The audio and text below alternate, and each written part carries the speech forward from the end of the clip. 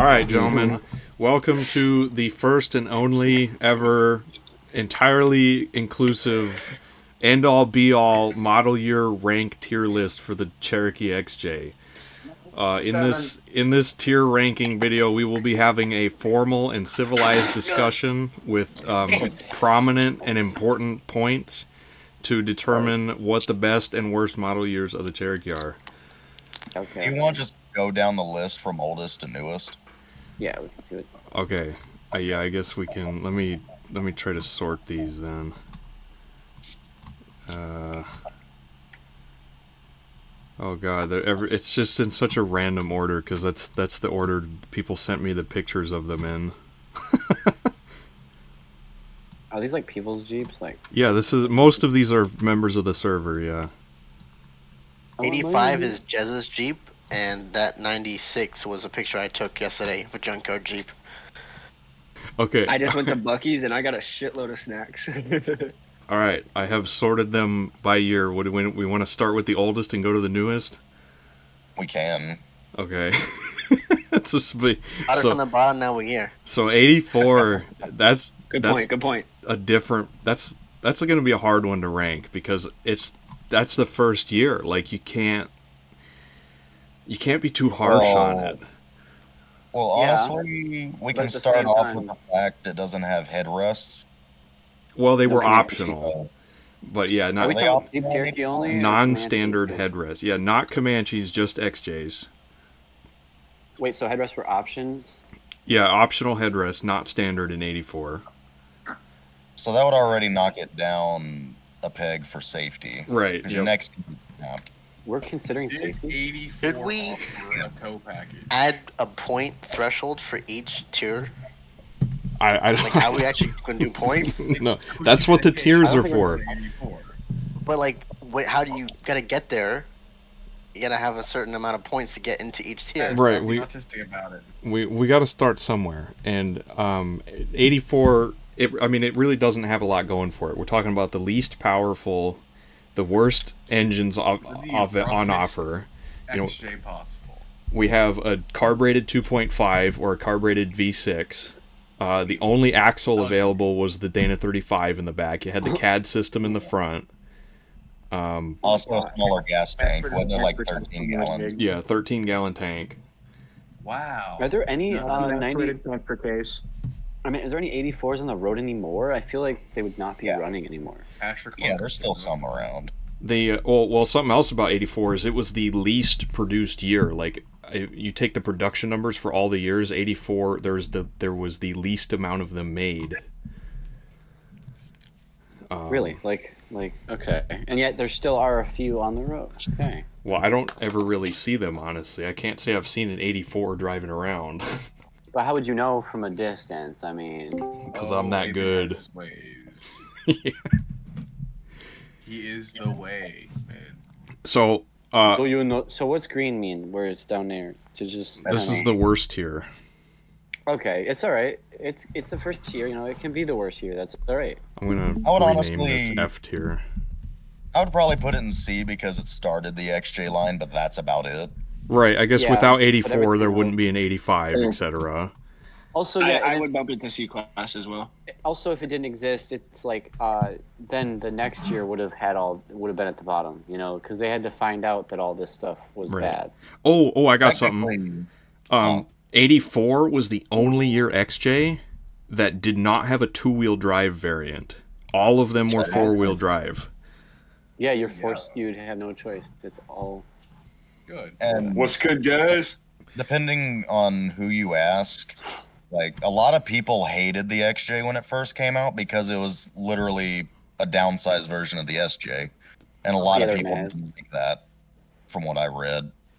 A small amount of people, but it was still an amount of people. And when you have engines that only make like 100 horsepower, it's there was no benefit to downsizing. You literally just get less space in a slow vehicle. Yeah, but to be fair though, I mean, it probably wasn't that much slower than what they had, and wasn't the 80s when all the V8s were really slow and really underpowered anyways? The emissions restrictions. Yeah, so Low prices. it wasn't. You probably weren't downgrading a lot, and if anything, you weighed less. Right, and it did still get better gas mileage than a full size Cherokee. Freaking 11 mpg in those things. I'd say C is a good place for it. Yeah, I'm pretty content with C tier. And we also had the 21 slot grill, which wasn't unique to 84, but come on now. There's Taco letters. C class. I'm blind. There's letters. I didn't even know that. All right, so I guess we'll move on to 85 then. What do we got to say about 1985? I know nothing about it. Good year. I like it because James has one. 1985. It's about the It's an same. 85. It's I'd throw it in I think the C for interior now. is probably the same as any 96 pre. The engine, even though it's a 2.8, the one I've experienced, it can still work. It has some. Just Did throw it they- in C power. for now. The inline Rearrange 6 it. didn't come out until like what? 87, 87. James, what year is yours? 91. 86 is significant. Hey, though, why was right? I thinking that yours was very much older, like 86? I wish it So, was. I'd The love a majority of the pre-87s were going to be 4-cylinders or V6s. both. Well, Kinda half yeah, and half. right. For 84, you only had the 2.5 or the 2.8. But in 85, you had those two or the diesel. Oh, diesel. They added diesel. They added Yeah. diesel. They added don't a know couple if that things was in the goal. 85. They had, the diesel. You could get a two-wheel drive XJ in 85 for the first time. Could you get a two-wheel drive diesel? Yeah. Yeah, but the diesels suck too. Right, so that That's what I was doesn't going to ask is how good or bad was the diesel? Yeah, Sucked. the diesel doesn't really add anything. It doesn't bring anything to the table because it was a pretty bad engine. It's just a different thing. What brand diesel did they use? A Renault diesel. I have no idea what that is, but it sounds bad. There's a reason you have no idea what it is. European. So it's shit. Oh no, like a non-German but a European diesel. But it's rare, so it makes it significantly more cooler. Yeah, well, did they use that in any other vehicle? Now I need to go in a rabbit hole. Okay, Well, yeah. I'm getting off track. Sorry, bye. I mean, The, there are more 85s than 84s, so would that make it slightly better than an 84? I'm not Yeah, sure. I- more readily available. In my to take? opinion, I think it should stay. It's kind of at the same level as 84. It's like there's really nothing crazy special. Right, and If it's only these other like years 5 tiers, then other years did get the diesel. It's not an 85 only thing. And I think given the lack of improvements over 84s, I don't think there's anything that puts 85 above 84. I agree. Yeah, when did they switch from that button select four-wheel drive to the lever select four-wheel drive? the vacuum. I The swear vacuum that the older select thing models- was for the 228, the basically the 242 of the time. I was wondering that. I've seen ones where there's a button, but I swear there was no shifter. It was only a button. So that's why I was confused. No, they always had the shifter, I think. Yeah, they Oh, I always, just- they yeah, always that's had a fine. mechanical lever. It's just they had the vacuum select switch for the For the sunroof. bastard years with the V6 and the automatic and the 228. So they're very rare. Oh yeah, remember the 85 I showed you too? While you were here, it also had the singular washer squirter, which sucks. Yep. Yep, I was in the thinking middle? about that. That wasn't improved until 86. Interesting. What else was it on that? Do they have auto leveling headlights for European models? Or leveling? I don't know. Did it have, question. This is have gonna the be a spool US headlight thing, reel I think. thing? Did it have the spool under the hood work light? Yeah, the hood light, yep, the wind up one.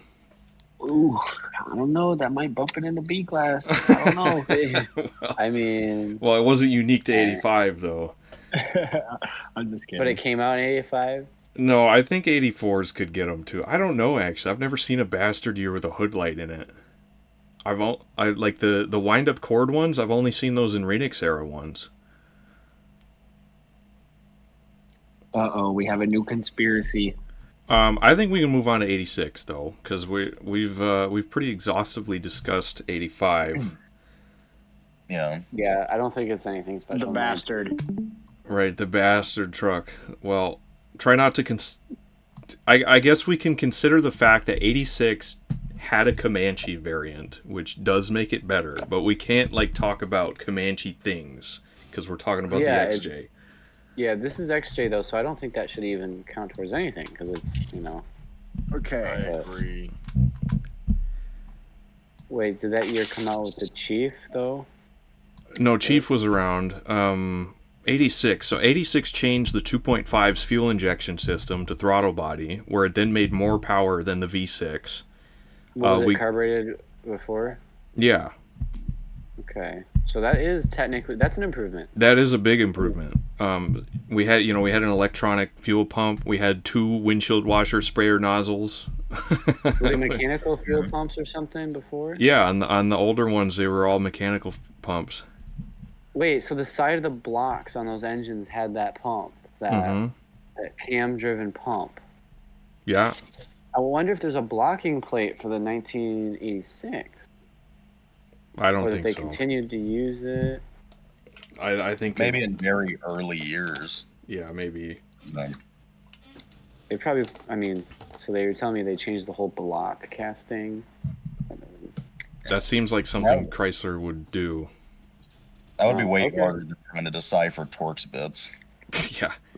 But it's so much easier for them to. It sounds like so Chrysler of them to just slap a blocking plate on it for future models. No bar, no car. 86 was. It was definitely revolutionary, but it wasn't as monumentally revolutionary as 87 would be. Yeah, I think 86 would be the first time an XJ was actually properly drivable. Right. That's a good point. Why you say that? Because they can actually maintain higher speeds with the newer style TBI. Yeah, these two are literally undrivable in today's world. No way. You could get up to at least 65, right? Well, let's ask Pez. It's true in an 85. I have done it. But it's screaming the entire time. I don't know about the screaming. I just know I couldn't go any faster because it wanted to shake. It has death wobble, probably. Well, that's different. That's a mechanical, Yes, it is. But I'm saying I am vouching for a 2.8, mind you, ability to go up to 60 to 65 miles an hour. Yeah, but in a lot of the country now, a lot of states are up at least 70 for the speed limit. So your worst for worst drive chain option would have been the V6 or the 4-cylinder? V6. Definitely the V6, yeah. So the V6 with like an automatic slush box and a 242 equivalent heavy transfer case? Oh, it'd be slow as fuck. Yeah, and 4-wheel drive, it probably maxes out at 75, like absolute top speed. That's still pretty okay. But that you're not understanding what I'm saying. I'm saying absolute maximum speed, like everything it's got. So that's equivalent of your XJ taking 10 minutes to get from 112 to 113 miles an hour. That's hoping that you don't have a headwind either, because it's not getting to that. That's what I mean. Headwind uphill. If I can at least do 55, I'm all right. So you come to Texas in an 84, you're gonna get ran over. You're gonna have an 84 pancake. Yeah. 84 pancake. I almost get ran over in my 91 half the time. No, my Harley Quinn Jeep would do great though. It can just cruise at 100. What is happening? I'm not paying child support anymore. I see that. Need I remind you that surprised. you are all being recorded? Oh! Hi, my ex-wife just joined the voice chat. I'm a man. Okay.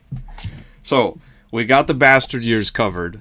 I don't think I can rank a bastard year any higher than B tier, like even as an enthusiast of them, because they're just not good. Like there would, aside from the 2.5 5-speed, you didn't have like universally well put together configurations. And I can tell you for a fact that moving on from here, none of these other years are going to rank lower than 85.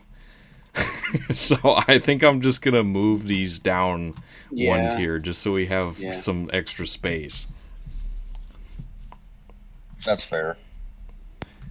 All right.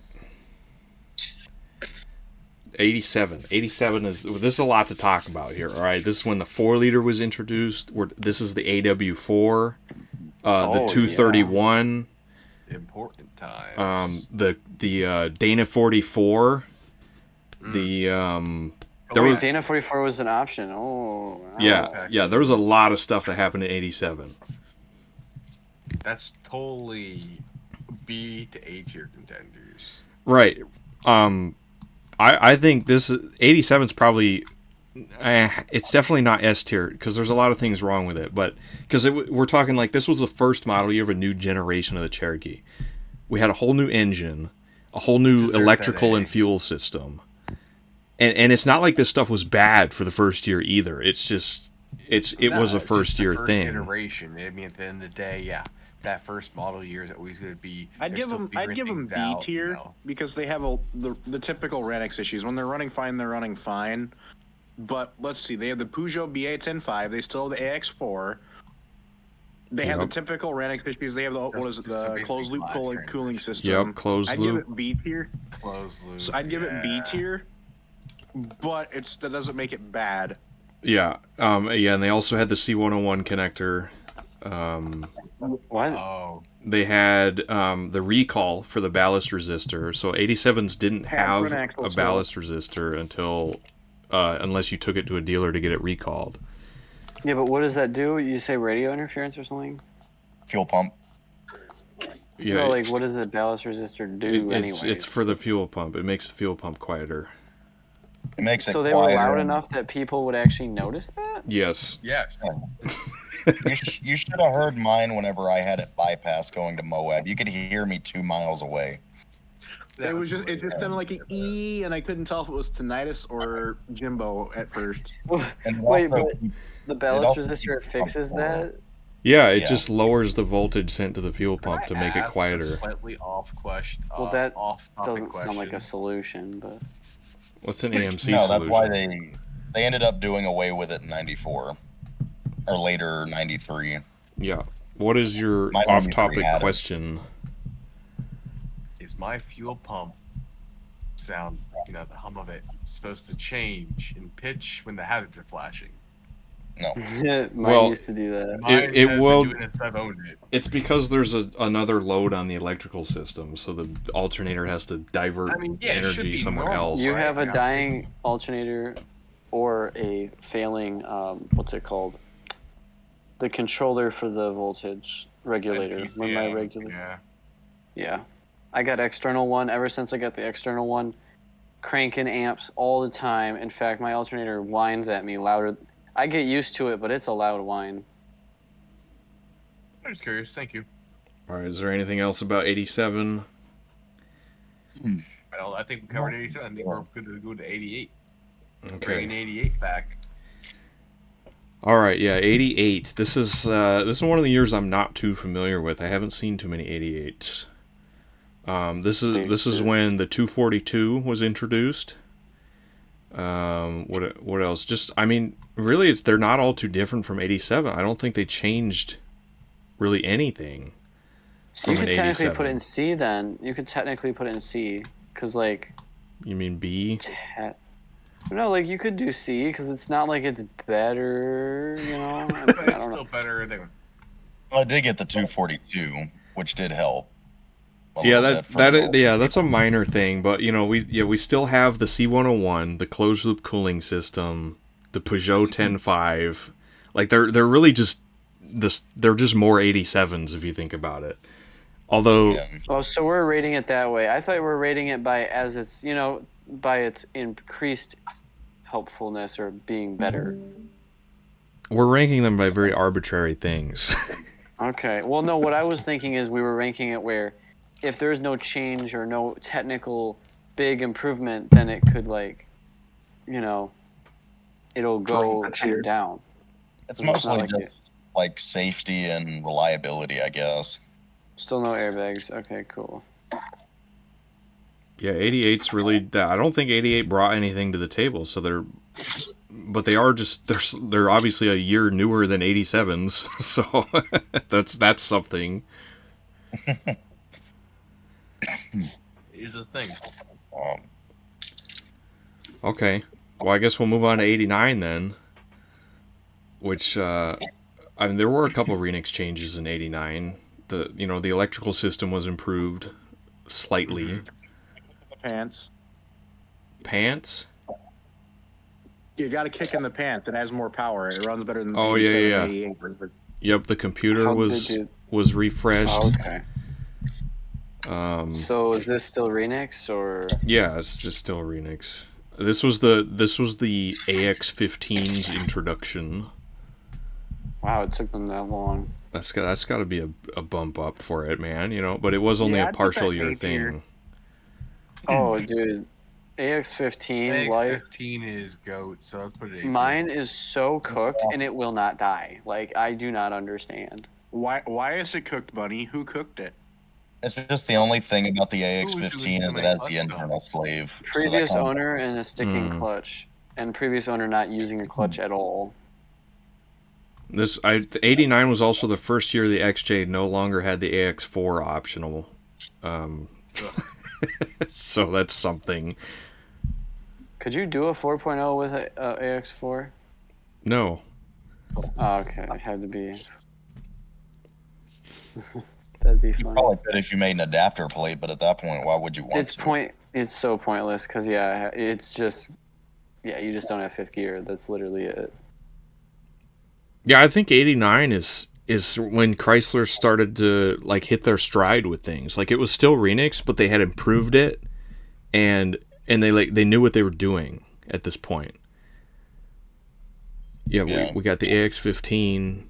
All the transfer cases and axles are solidified at this point. I think A tier is a pretty solid. It's just, does the AX15 warrant 89 being a whole tier above 88? I wouldn't think so, honestly. Yeah, especially since it's internal slave. Yeah. Yeah, the internal slave definitely hurts it a little bit. I still don't know what they were thinking with that. Yeah. There was never a reason for that. Like, I don't understand. Just because. The reason is you have to take it to a shop to get repaired. Like, oh yeah, let's like drop the trans because we gotta fix that. Like, okay, love it. Where every other manufacturer did it basically not that way. Yeah. I mean, they used the Peugeot at first. Like, really? Right, and 89 a lot of the 89 still had the Peugeot transmission. It was a mid-year change for the AX15, so... Oh, so your best combo is the V6 with a Peugeot and a Dana?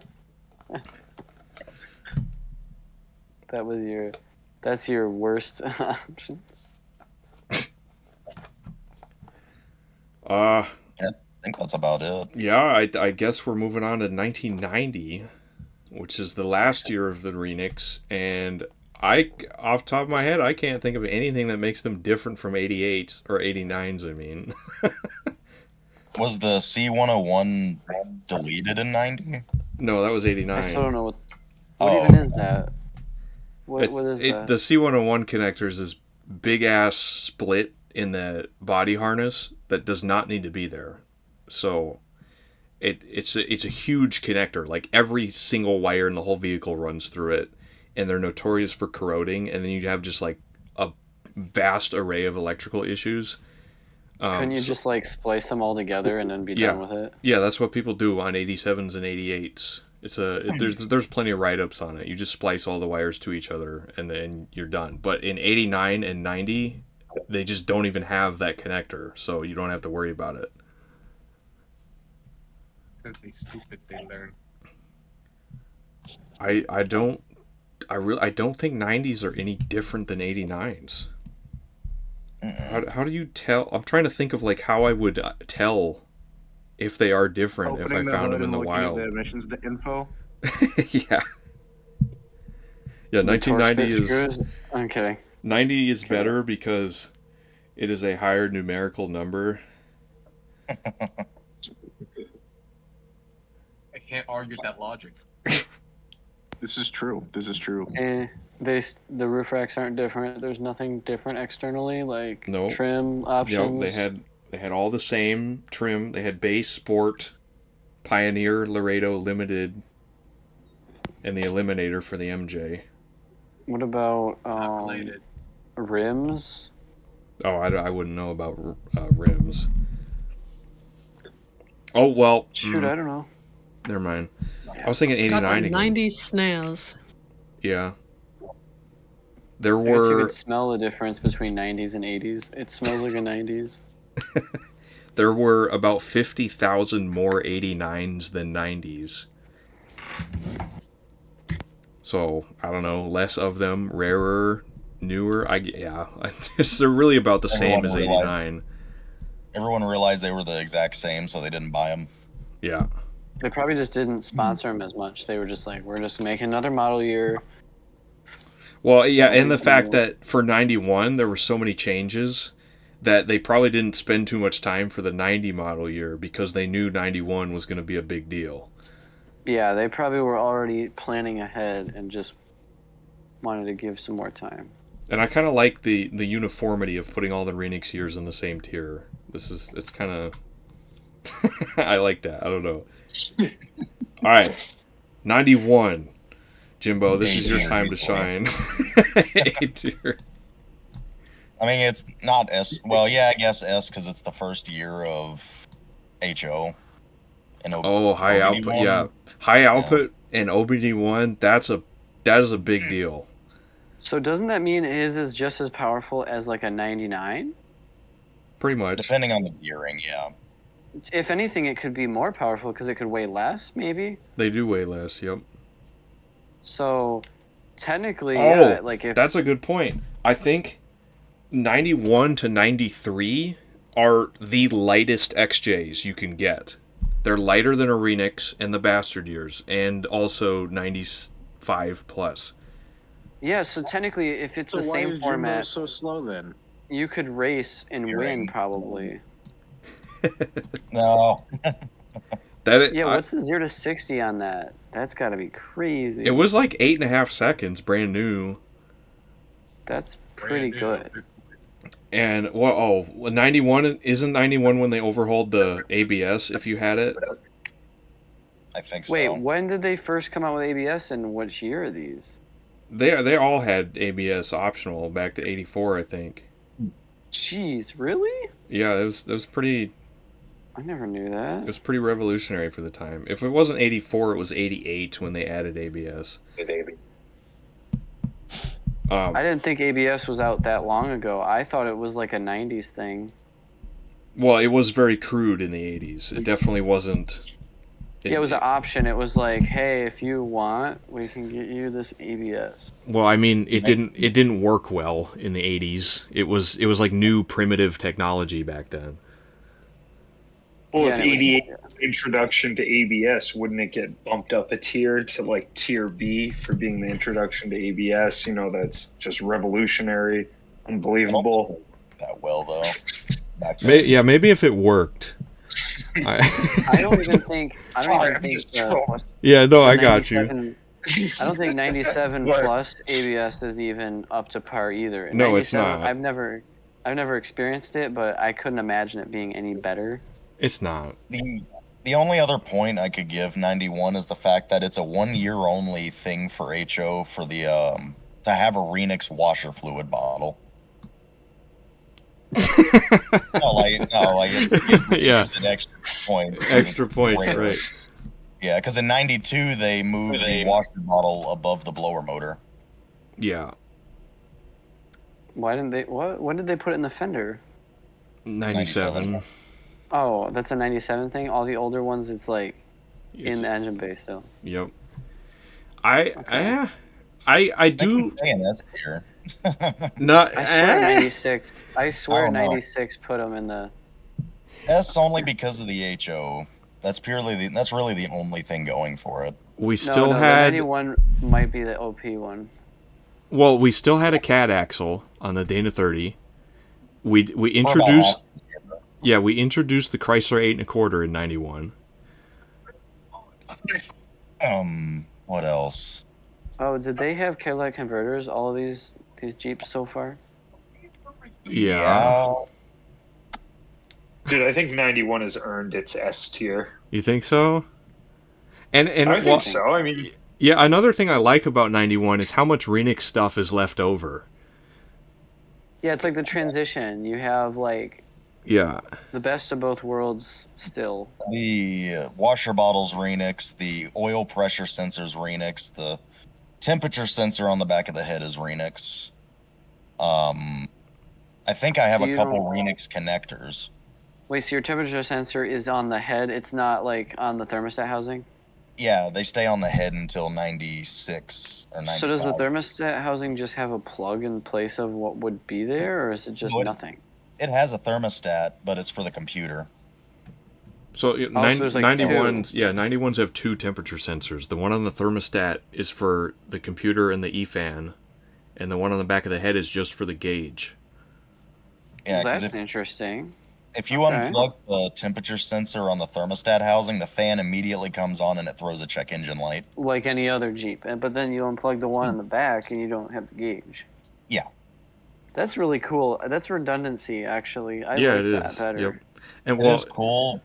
An interesting thing me and Ben found is he had a 97 motor, I think, and it had the port for the temperature sensor in the back of the head.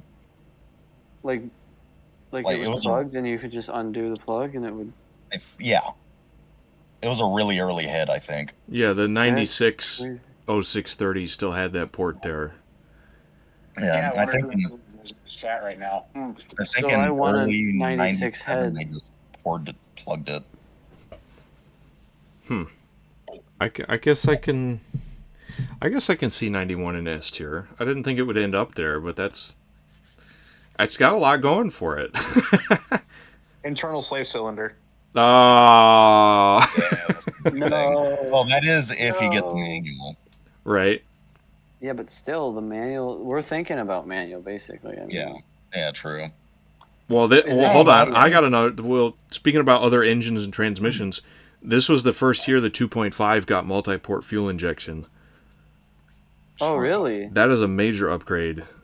Yeah, that is. That's like that makes it back. That kind of makes back. Yeah, I think 91 can be an S tier. I'm fine with that. Wow, 90 and 9. So they actually brought the fuel injection to each. Yep. It was. Yeah, and there were the same. There were literally 300 more 91s than there were 90s. That's how close the production numbers were. I have to backtrack for a second, though. So, the 4-liter, was that ever one single injector? Or as soon as the 4-liter came out, it was multi-port? Yeah, in 87, first year of the 4-liter, it was multi-port injection, which was way ahead of its time in 87. It was like the engine. Yeah, it was like, this engine is like revolutionary. Even though it's a tractor engine. Mm-hmm. Here's another point for it. In 1991, they went from calling ABS anti-lock to ABS on the warning lights. Because actually no, because this 91 before I changed it had anti-lock, so never mind. Oh. It must have been 92 they changed it. Yeah, what did they change in 92? The washer bottle was moved to the blower motor. Okay. So you get to smell it when you fill up. Which I think that, well, you move the washer bottle over there, you clear up space for the ABS module. But other than that, I think it's a worse location, because think if you put washer fluid in the bottle on a 92, you have to carry your open jug of washer fluid across the entire engine bay, over the battery, over the fuse box, and then dump it in the bottle at the back of the engine bay. Whereas on a 91 and older, it's right on the side of the engine bay, right on the driver's side, where you can just reach over the fender. You know what I'm saying? I would say 92. He's got the right semantics. I'd say 92 would probably just be regular A tier. Yeah. There's not. I don't think there's really much. Yeah, it's not good. It's not bad. It's just average. Right. It is. Yeah. It's still. It's a high output year. You know, we're rocking the AX15. This is pretty much the height of the XJ here. Internal slave still. Well, yeah. I suppose there's that. When did they go to external? 94. Oh, okay. All right. So 93. The thing I can think of that changed in 93 was the oil filter adapter was angled. So before did they just have the filter that fit? No, it was the adapter was angled upwards on the older ones. Oh, it's angled upwards. Like sideways on the 93 Isn't plus. That also when they changed the thread pitch or something? No, they changed the threads in 91. Oh no, this is this is confusing now. I know. So there's 2 years where they have it upright, but it's gonna be the new threads, and then the rest were just okay. Isn't it bad great? Thing about the What about the 2.5? Was the 2.5 always like? Well, the 2.5 never had an adapter because it just fit in there, but. Yes, it did also have a different thread pitch in 91. Yep. The Renix 2.5 is a different oil filter. At least those line up with the same years changing. The only bad thing about the oil filter adapter is that's when they changed it to the inverted hex, which is harder to access. Yeah, instead of the bulb. Yeah. Yeah, why would they? That was the weirdest design change. But in 93, they added the third brake light. That was 94. No, my 93 had the plug for it and everything. Bruh. Was it an option or something back then? I don't know. There's a 93 very clearly without it. Interesting. I've always thought it was 94. I've never seen a 93 with a third brake light. Like, you know, nobody's ever joined the server and sent a picture of their Cherokee, and I saw that it had a third brake light and no airbag, and I was like, that's a 94, and they're like, oh, actually, no, it's a 93. That's never happened. I don't know. Yeah, you'd be like, whoa. Yeah, I would have remembered that. That guy doesn't have one either. Would remember that interaction. Yeah. He would totally remember that. So I think the only thing 93 changed was the oil filter adapter. Dude, it's more likely that they just added that third brake light later on, whether they were in a crash and they had to get a new tailgate or whatever reason. So does that mean all the remaining years are pretty much going to be in the first 2 tiers? Because yeah. Okay. Yeah, I don't think anything's going below an 86. Yeah, but let's put a 97. Put a 97 in B category because it's a 97. All right. Anyway, 94 is when they added the third brake light, got rid of the fuel pump ballast resistor, switched to an external slave cylinder. What else do they do in 94? I'd say that's S tier already. Yeah. That's like a lot of improvements. Yeah, that's So what is it about 95s that makes people say they're the best year? The airbag and its OBD1. That's right. So you got to think about that. Maybe bring the 94 back to A, maybe. Or are you trying to keep it there? No, 94 is good because of the stuff they got rid of that was terrible. And the stuff they added, like the brake light, I guess. You might have to add more categories, though. Maybe, but brake light. They're still sorted in order. It's hard to put all the 90s ones into 2 tiers.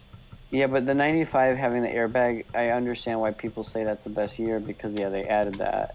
But they still had the middle ground, best of both worlds. It's just odd because there's 3 tiers for the old Jeeps, but we're only using 2 tiers for all the 90s ones. I don't know. Yeah, I understand. We can resort these. Yeah, that's if anything, just drop the 86 down to the other ones, and then everything will shift. If you drop the 86 down, now you got 3. Well, I guess you have to drop. Yeah. Well, see, after 91, nothing's really gonna go. Yeah, okay, I see what you're talking about. Like this. Yeah. Well, but now you got to get your 91 and 94 back up to S tier. 95. I think 95. It puts them both out of the water because we have slightly improved. We have the pinnacle of OBD1 electronics. A different gauge cluster, the ZJ column, airbag, obviously. 95 is peak of the old style XJ. I think that puts it in S tier because although 91 and 94 were both very revolutionary, they weren't necessarily peak. I mean, but I could argue the 95 only got the airbag as the improvement. Everything else, the 96 technically did better, Well, and the 91 was revolutionary. All the. I would almost want to argue that the 91 and 96 should be up there in the S tier, and the 95 could be in the A. But that's just me. I thought 91 got the S tier, man. I really thought 91. You guys rattled off like 10 different things. Yeah. Yeah. Well, it was a very big year. Right. But the thing you got to think about, 91 introduced a lot of these revolutionary things, but it's not the only year that has them. 95s have everything a 91 has, and less bad stuff and more good stuff. Yeah, and I agree with that. I'm just saying, there's like two ways you could go about this chart. You could just keep tiering up, or you could only go on what's improved, if that makes sense. We got to consider both. I would say another thing going for 95 as well is the improved cruise control buttons. Yeah, that's what I meant by electronics. Some of the electronics in a 95 are different, and the HVAC stuff is too. There are a lot of things that are unique to 95 and 96. Oh, the brake booster upgrade in 95. Yeah. That's a huge one. I can't believe we overlooked that. Moving on from the GM column to the Chrysler column that doesn't have the bushings that wear out. Yeah. The ZJ column was mentioned with the airbag and stuff. 95 has to go to F because since it's the ZJ column, they forgot about the dummy lights being tested whenever you turn the. Yep. Yeah, Put it down. Whenever you start the engine in a 95, the temperature gauge doesn't peg out. It doesn't? Nope. No. F tier. It's mechanical, isn't it? They literally forgot. They did. Why would it though? The older years it wouldn't, right? Yes, it does. In the truck, in the MJ you have, it does. Whenever you start the engine, like while it's cranking, the temperature light turns on. It does it in 94, but not 95, and the only thing we can think of is because they changed the column. Because in ZJ's it doesn't do that. You're telling me that like the first year, the 1984 Cherokee, would do a gauge sweep? Yes. Yeah. Well, it had the processing power to do a gauge sweep with mechanical gauges. Just the temperature gauge. What it would do is whenever you turn it, it would immediately peg out just because there's power, I guess, going to it or something. I don't know. A power spike or something? Probably. Yeah, it was intentional. We found wiring diagrams for this. It was intentional. There's a second wire that gives power to the temperature sensor while you're cranking the engine that comes off the ignition switch as a gauge test for the temperature gauge. Oh, but only for the temperature gauge. All the other gauges. Yeah, none of the other ones. Yeah. Oh, okay, that makes more sense. Because like, what would you get a check engine or something if you removed it or cut it or something? It's probably. I mean, it's to tell you that the temperature gauge is working, I guess. Yeah. Which I like. I mean, because the other ones you can always test the other ones. Obviously, the voltmeter is going to move while you're cranking anyway. The oil pressure you can read that while it's cranking. While the oil pump's spinning. I guess the only one you wouldn't be able to test is the tachometer or in the fuel gauge. Because from 84 to 94, the GM column was virtually the same. You could probably drop an 84 into a 94. And it wouldn't change anything besides the connectors. Yeah. Did they have the old ignition style where there's a rod going down and it goes into the switch? Yep. Oh yeah, because Cherry Pie has that. Oh, I remember.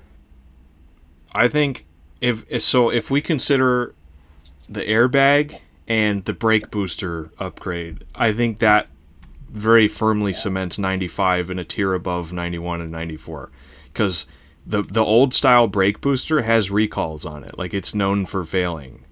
It was a problem thing. And Bunny, you've driven the 89 MJ, and you're like, wow, the brakes like really suck in this thing. Yeah, it's either the brake booster or it's the rear drums. Yeah. So I think it's the pinnacle of OBD1. We have an airbag and brakes that actually just work and don't have recalls on them. I mean, I can attest too, because the Comanche that I have, the brake master feels so weird too. Like, it doesn't. It's consistently weird feeling. Yeah. It felt spongy from the factory. Yep. Like, yeah, it feels like it just feels like you hit the brakes and it's not gonna work, but then by a miracle it works. Yep. All right, moving on to 1996. That's when OBD2. No, it was still OBD1. It was OBD2. No, 96 is the first year of OBD2. Okay, yeah, that's right. 96 so far is the definitive year of the belt routing change, and the tensioners changed. Yep. Upgraded belt routing. Yeah, like I said, the 96. But the engine bay of the 96 is like 97 plus, basically. Like, it's we have the 0630 cylinder head. We have OBD2, obviously. We have a sophisticated, somewhat evap system with a purge valve.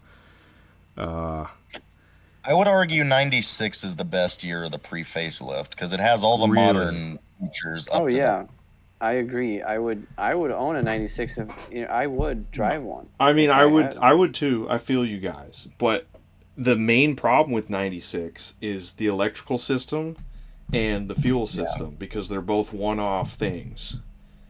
Yeah, that's the only thing that hurts it. But I would say if you want OBD2. If you want OBD2 and you want airbags and you want the pre-facelift, then 96 is your go-to. Yeah, that's your only option. Is OBD2 and old style. I'd put it in A. I think it's worth an A tier. But it having 1 year only stuff, and I know it's not much, but it's enough that people complain about it. Yeah. Something else to consider about 96 is that's the year they made the most of. Really? 286,096 XJs. If we had like an A-, I would put it in A-. Yeah. I thought a different year was. I thought they made more like of a different year, like the 99 or something. Nope. Maybe the 99 was the second most produced, I'm guessing. No, that was 97. Really? 97? Yep. I haven't seen many 97s, though. I thought 01 had a lot. I will say, though, it feels like 90% of 01s are silver. Like, all of them are silver, I swear. Every single time I see one, it's silver. I thought 01 was rather low. There were still a lot of them made. Well, yeah, but as far as like the rest of them, I feel like it was kind of lower than it should have been. It was the least produced year of 97 plus. Yeah. Okay, so where do we want to put 96? Are we talking like above 91? Well, it's either A or B. I'd put it behind 91. Something else they introduced in 96 was the 29 spline 8 1/4. Oh, and we got the thicker U-joints in the front axle. Yeah, we could put that ahead of 91.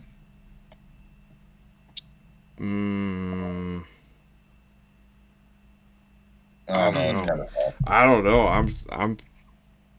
I'm pretty split on that one. Wait, 96. 96, there's still no passenger airbag, right? That is correct. Yeah. Okay. I mean, OBD2 is a pretty big deal in 96. Yeah, OBD2. That's a really big deal. Well, here's what I was gonna ask. So the 95, did it have a check engine light? And if it did, would it come on? It probably acted the exact same as any prior HO. Yeah, 95 has a check engine light, just like James's 91. And so, but you just have to get codes from it flashing at you? Yeah. And then how do you clear it? You just take the battery, unplug it, and plug it back in, or? Yeah, you just so you disconnect the battery, connect both terminals or battery cables together, and then pull the headlight switch to drain the power. Okay, that just like the 97 Plus is the same way, but okay, I was just curious because the only thing I could say a downside to introducing OBD2 is now you're guaranteed to have a always check engine light if your O2 sensors are bad, but then I realized the 95 probably does the same thing. So I think even in 96 there was only 2 O2 sensors. Yeah. Yeah, but if you don't have a cat or your catalytic converter is bad, you have a check engine light at all times. Well, interestingly enough, the downstream O2 sensor screwed into the cat, so yeah, you wouldn't have an O2 sensor then if it was cut. Here's the thing with my 97 though. My O2 sensor for the downstream is ahead of the O2 or ahead of the catalytic converter, so I have no check engine light for that anyways. Either somebody messed up or I don't know. That's weird. Yeah, somebody put it on backwards. I don't know. I don't know where to put 96, but it's somewhere in this range. I think it's better than 94. And like all of these Jeeps, right? Every single Cherokee, they were all Dana front axles. Like they've never had a different front axle except for the CADs. Yeah. That's crazy. I would say 91's ahead of it only because 96 has a lot of like 1 year only things. Yeah, 91 doesn't. Well, another thing I thought of about 91 is it also introduced the electronic speedometer. Yeah. So, I think 91 can be above 96. I think that's respectable. Okay. Yeah. Okay. It's like the only Jeep that's actually out 97 of order. S tier. Okay, so this has been recording. Yeah. Oh, I didn't know that. Oh wow. I told you guys this. Well, I didn't tell Sean because he joined late. But Bunny, I thought I made this rather clear. No, I had no idea actually. Okay. Anyway, 97. 97's kind of a hot one. Powerade says. Everyone keeps saying it has wiring gremlins. I really haven't had anything weird with mine. The wiring gremlins I've ever had with mine have been, let's see, the weird connectors, because that seems to be kind of a 1 year thing for connectors, but you can they're the exact same amount of wires as a 98 Plus if it comes to it with that, so you can change the connectors or the sensors. And the other one was just a U-Haul trailer brake adapter that someone ghettoed on and it fucked up with my taillights, but they would do that to anyone when it's shorted. So I have not had any issues wiring wise on that. 97 to me is S tier because you can fucking just cycle your key and it will give you a digital readout of your OBD1 codes and you can pull OBD2 codes at the same time. And half the time it works faster with the OBD1 code. The 99 can still do that with the key cycle. No, it's only 97. I've done it on my Jeep before. I don't believe you. I looked up a video, and a guy did it on his 99. So hold on. No, you changed the story from I did it on mine to I saw somebody do it in a video. I watched him do the video, and I did it on mine after watching the video. Do it right now. I know I did it. Okay, do it. Go outside and do it. Go outside right now and do it. Make a video on your 99. Oh shit. I should, because I swear I did it. Like when I first bought it, I was curious. I think you did it on your 97. When he first bought it. He swears he did it when he first bought it now. And then I looked up a video, and there was a guy doing it. Oh, and then you looked up the video. I see. So everything's changing all of a sudden. What? Yeah, really? I don't know. And okay, I will give the 97 one downside. That big ass charcoal canister. Yeah, in the engine bay. That's not unique to 97 though. That's Yeah, wasn't that 90? True. Hello, boys. It also doesn't, like, unless you're having egregious issues, it doesn't throw a check engine light for shit now. Because now that I don't have that fucking cracked head, it doesn't throw a check engine light. It does not throw a check engine light except for the neutral safety switch occasionally. Okay, Because where are we at? 97? 97. yeah. You missed like all of the other years prior to that, but Well, hey, this is the only. This is board. where He was summoned for the relevant years. I was about to say. This is where I start being able to talk. oh, okay. So I vote this high up on the list. Only year that came out. Only singular year that came out with the lights package. the light And then it package. was the glove box light package. I don't know exactly what it was. That was called. also 98. The glove box light was available from the factory in 97 and 98. I have never found it on a 98. Yeah. I have it in my 97.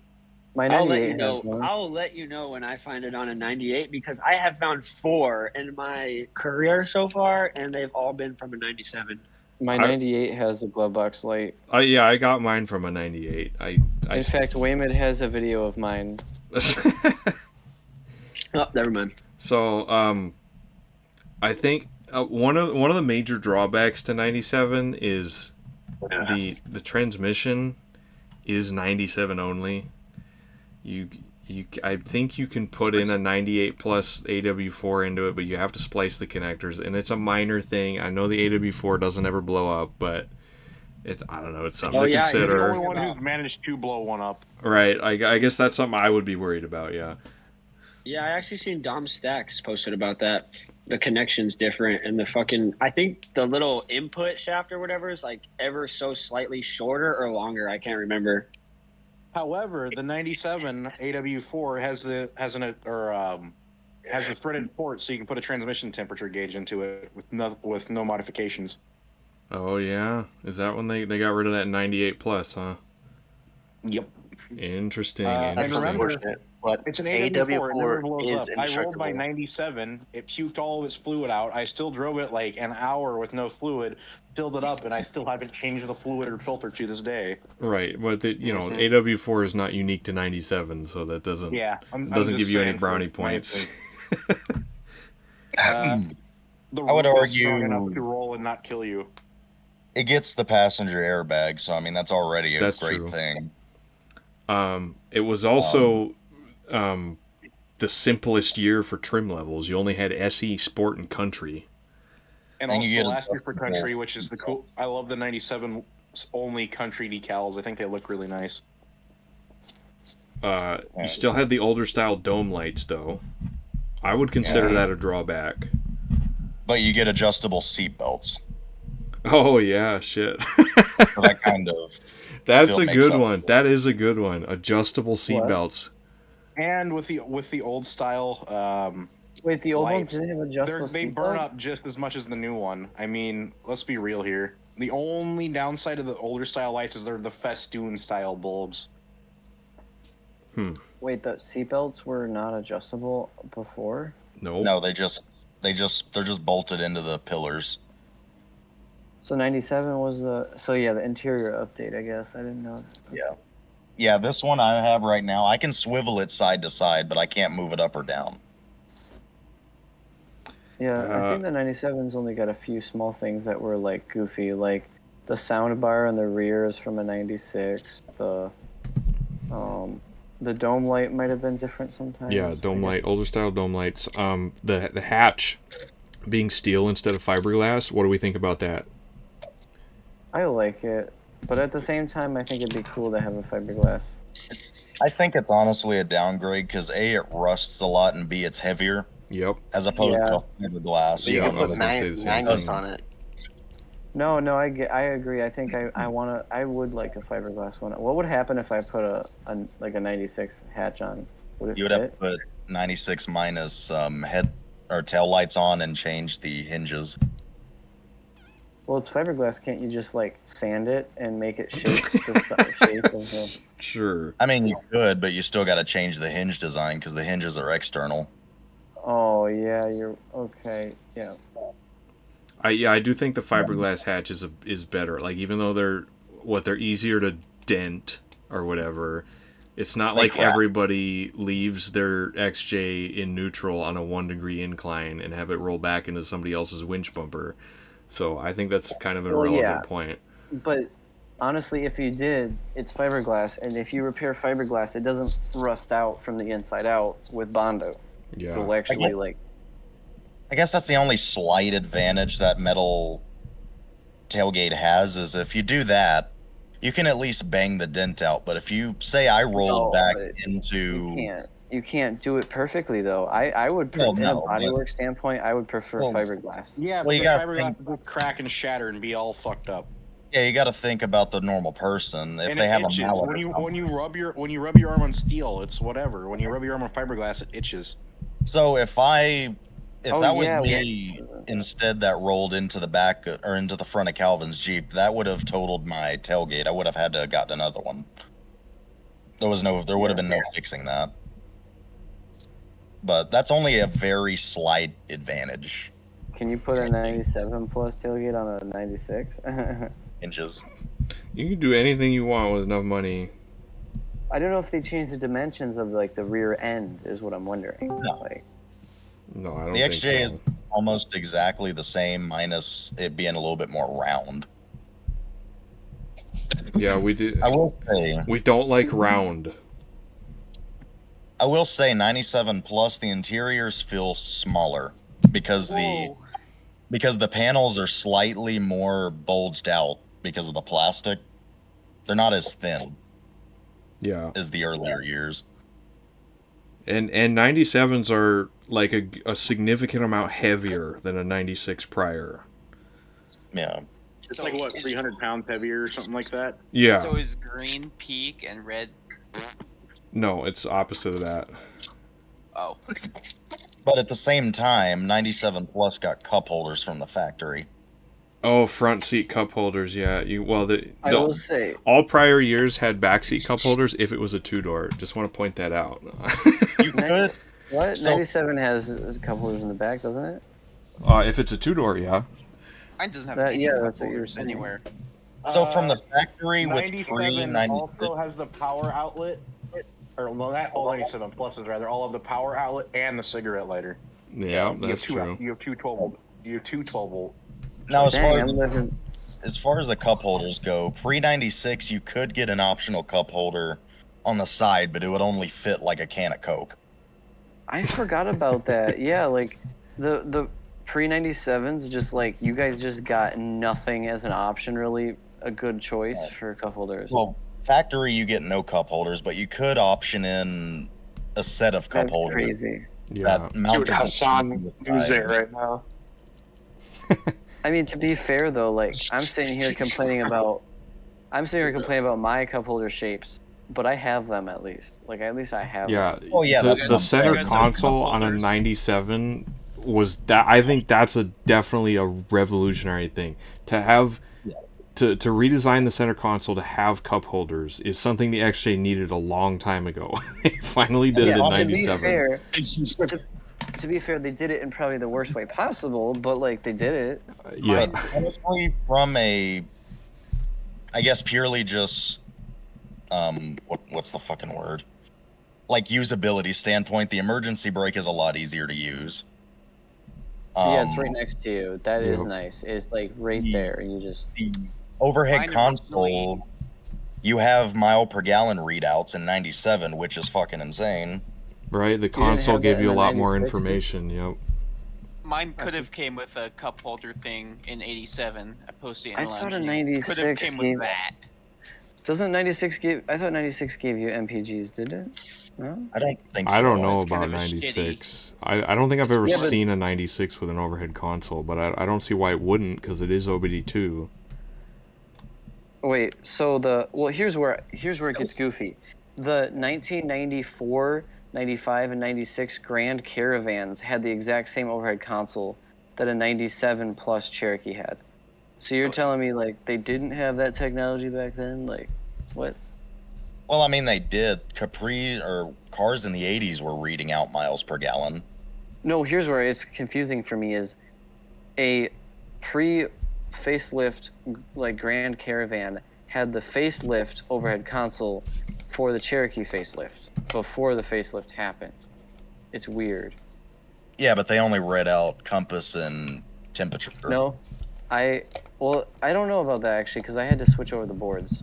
Yeah. No, they did on the older ones. That's purely all you got. Oh, you didn't get a lot of other stuff. No, you could either. Well, the only other thing you could do is change it from Fahrenheit to Celsius, or just turn it off. But other than that, it was just compass and temperature until like 96 or 97. Yeah, because like that's a life hack. If you find a Grand Caravan, an old one that looks like a panel van kind of, it'll almost always have the overhead console. It fits the Cherokee. I'm kind of curious. I know I think I've seen some 1990 Wagoneers and whatnot that had the overhead console. Is that like similar to the newer one, or is it just like dome light? It just gives you temperature and direction. Oh, well, that's kind of cool still. Yeah, it is cool, but the 97 Plus, it wasn't just MPG, but we're talking average MPG, live MPG, a second trip odometer, elapsed time. They added a lot of stuff to the console, but mind you, it stores all of this. So if you disconnect your battery, what console all did that come in? What? What console are you guys talking about? The overhead console. In what car? The Cherokee. The 97. I don't think I have all those features in my overhead console. Yes, you do. A second trip odometer? Yeah. Like second, as in like not the one on the cluster. There's a trip odometer in the overhead console. Oh yeah. Okay. What's weird though is when you reset it, it's annoying because it resets everything. It doesn't reset just the thing, and it also beeps the cluster, which is really funny. All right, so I think 97 could respectably earn a spot at the top of A tier because there were a lot of changes. I think 97 was if there was a 1 year you had to pick that had the most changes, it's 97. We also had the plastic fuel tank, which is objectively safer than a metal fuel tank. Passenger airbag. Yeah, passenger airbag. The whole cup holders, standardized cup holders, glove box light, country trim. Oh, the cup holder also can accept coffee mugs. I mean, you don't think 97 would be at S tier behind 95? Cell phone. I don't. Yeah, you got two. I don't want to put 97 in S tier because of it has the same sort of issue as 96 where some of the things are 1 year only, the connectors, the transmission, etc. Yeah, that's fine. You could totally put it right below. The steel tailgate. I really don't like the steel tailgate. That might be a controversial thing. We also need more room in the S tier for the 01. You know? I wish I had a tailgate. I'm used to it. So I like it, but like I kind of wish that I had the older one. All right, moving on to 98. What are we thinking about 98? What's even different? I have one more thing for the 97. Okay. It got a arguably worse locking mechanism for the tailgate. Yeah, the latch that rattles all the time. Yep, the latch that'll literally never ever be tight properly, never, and it has like a 8 to 20% chance of the tailgate popping open randomly if you off-road it. It's such a stupid design, really, with that threaded rod that a piece of plastic latches around. Like, that's not a good design. No. Yeah, some of them had metal, but still, yeah, it's crazy. It's a better handle, but the mechanism itself is just terrible. I'm just realizing that. So the old fiberglass tailgates never had like any of the rattle issues or the popping open on their own. No, because it's except when you break all the damn clips on the interior piece, then the whole thing just rattles to shit. Yeah. Yeah. No, Well, 90. I know that. It's just a button. Well, here's another thing. The Yeah, mine's a 97 button. plus tailgate Whole is a button. structural. The 97 plus tailgate structural, but is the 96 ones, are those structural? I don't think so. No. I wonder what changed, how they made it structural. I would wish I agree had that that. the old tailgate does add rigidity as opposed to fiberglass, but that's about it. I do wish though that like you guys have the big center pin that's really nice, whereas the 97 plus has the thin, stupid, stamped steel metal hook latch. But yeah. 98. What next improvement I'm thinking is you got updated sound bar in the back. It's the newer version. Yeah, the dome lights. It was really just the roof. The headliner was better in 98. I don't think anything else changed. I was gonna ask, like, when did they switch from? This is really, really random, but the A-pillar plastics. When did they switch those from being, like, 2000. screws? Well, my 99, I think, has. Oh yeah, I think it is 99. You're right, with the newer interior trim colors. Okay, all right. Well, that's not for 98. Let's think of 98. 98, they got rid of they put the charcoal in the back. Yeah, updated evap system, the introduction of the leak detection pump for California emissions models. The I just had another thing about 98. It's still the old injector plugs. Still the old manifold. Yep. All the connectors were updated to the 98 plus version. That's not really a 98 thing. That just makes it compatible with the other years. They got rid of the computer cover, didn't they? Or was that 96 or the 97 got rid of the computer cover? I don't think anybody actually knows anything. There's about a theory the that it only cover. came on a 96. Yeah, because I've seen it on a 96.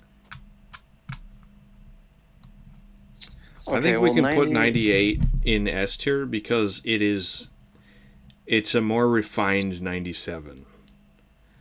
Or we can put it just in A tier above 97. I think that, yeah. Okay. Because there's Yeah. You have 99 and you still have 01. Right, we haven't even gotten to the best year yet. They didn't change anything with the E-fans or anything yet, I don't think.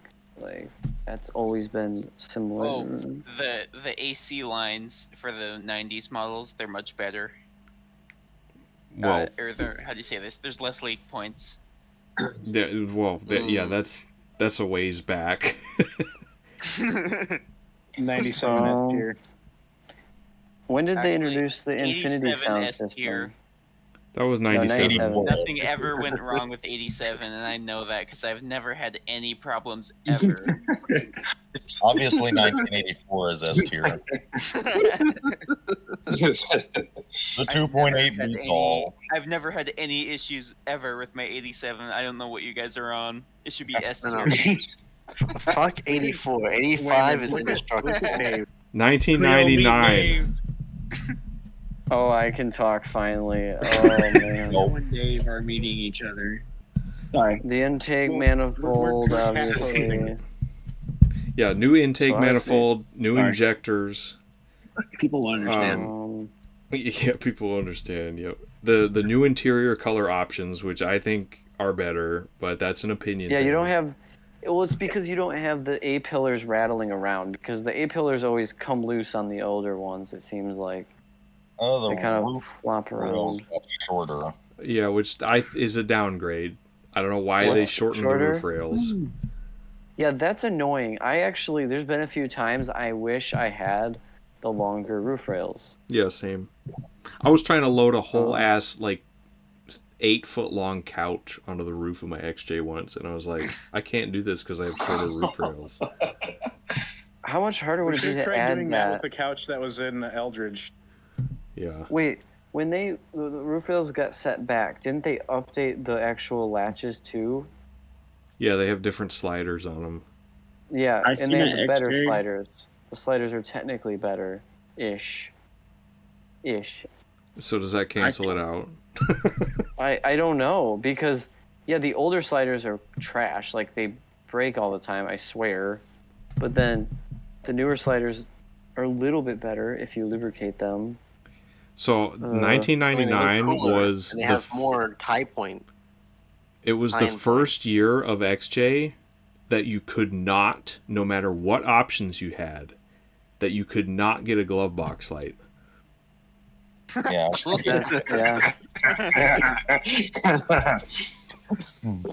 They just decided, like, hey, we're not doing I have this. a glove box light. Like, come on, game.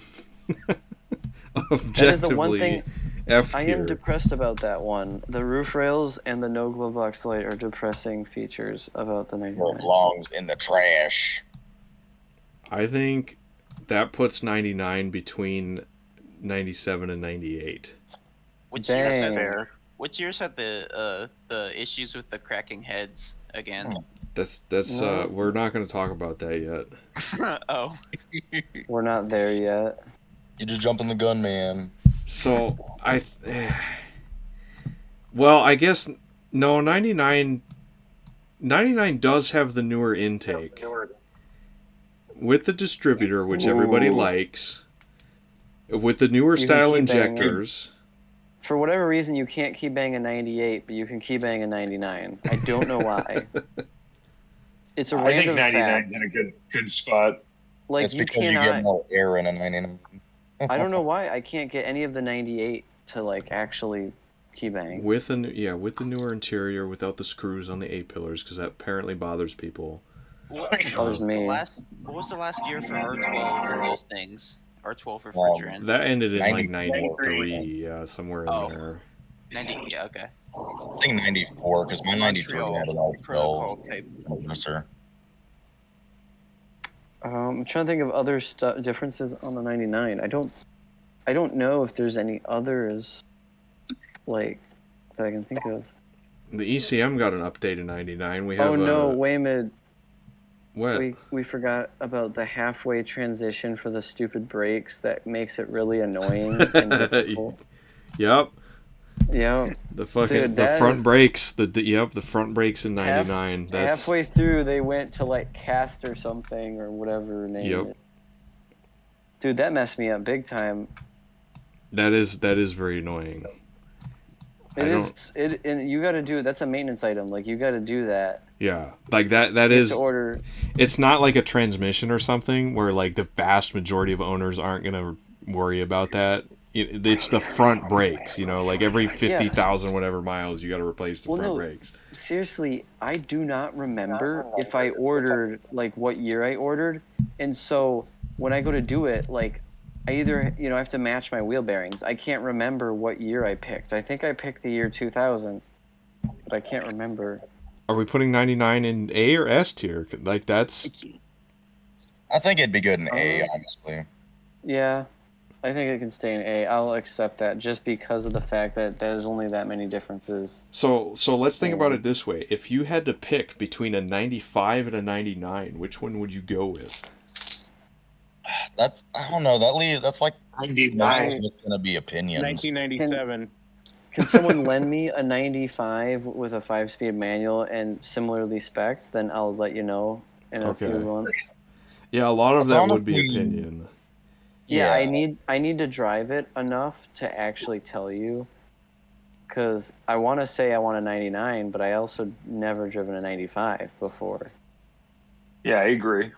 I don't think I would be too much different as far as driving any other 97 plus. I did love the 96 shift knob that I had for a while, but I can't find it anymore. I missed that. Yeah, the old style one. You guys have a good night. Have fun with your rating. Okay. Because, like, ideally, find a 95 with the same specs as the 99 and drive that as a comparison. Yeah, that is tricky, because the 99 has a better-ish interior. I mean, I like the style of the older interior better, but the 97 Plus just has an objectively more usable interior, I think. That's fair. And it's like in that middle ground where I kind of like it, but I also didn't like it when I first I used to hate it, but like I grew on it. So that's why I'm like I'm too biased to tell you. Yeah, that's tricky. I mean, what did you have first? The 99 is my first ever car I bought with my own money, and it's still mine. Like, wow, that's awesome. And I've only ever owned 97 plus Jeep Cherokees. I've never actually ever owned anything older than 97. I've never, besides the Comanche. The Comanche, it feels like a completely different car though, because I don't even know what to reference. Damn, this is really tricky. Just leave it. I wish we could put it it like right here. I mean, you can leave it in A. I honestly, because there's a few things, it's like, whatever. Yeah, it's so close to yes. It's so close to 95 for me. Like if I had to choose between these two, I would probably go with a 95. But if there was one thing missing from a 95, like if it didn't have, like if it was a 2-door and I wanted a 4-door, then I would just get a 99. All right, let's say this. You got a 95 and a 99, exact same spec, like 5-speed, 4-wheel drive. All right, they race. Okay, which one's going to beat in a race? Because 95. you got to think about it, the 99... The 95 would be lighter.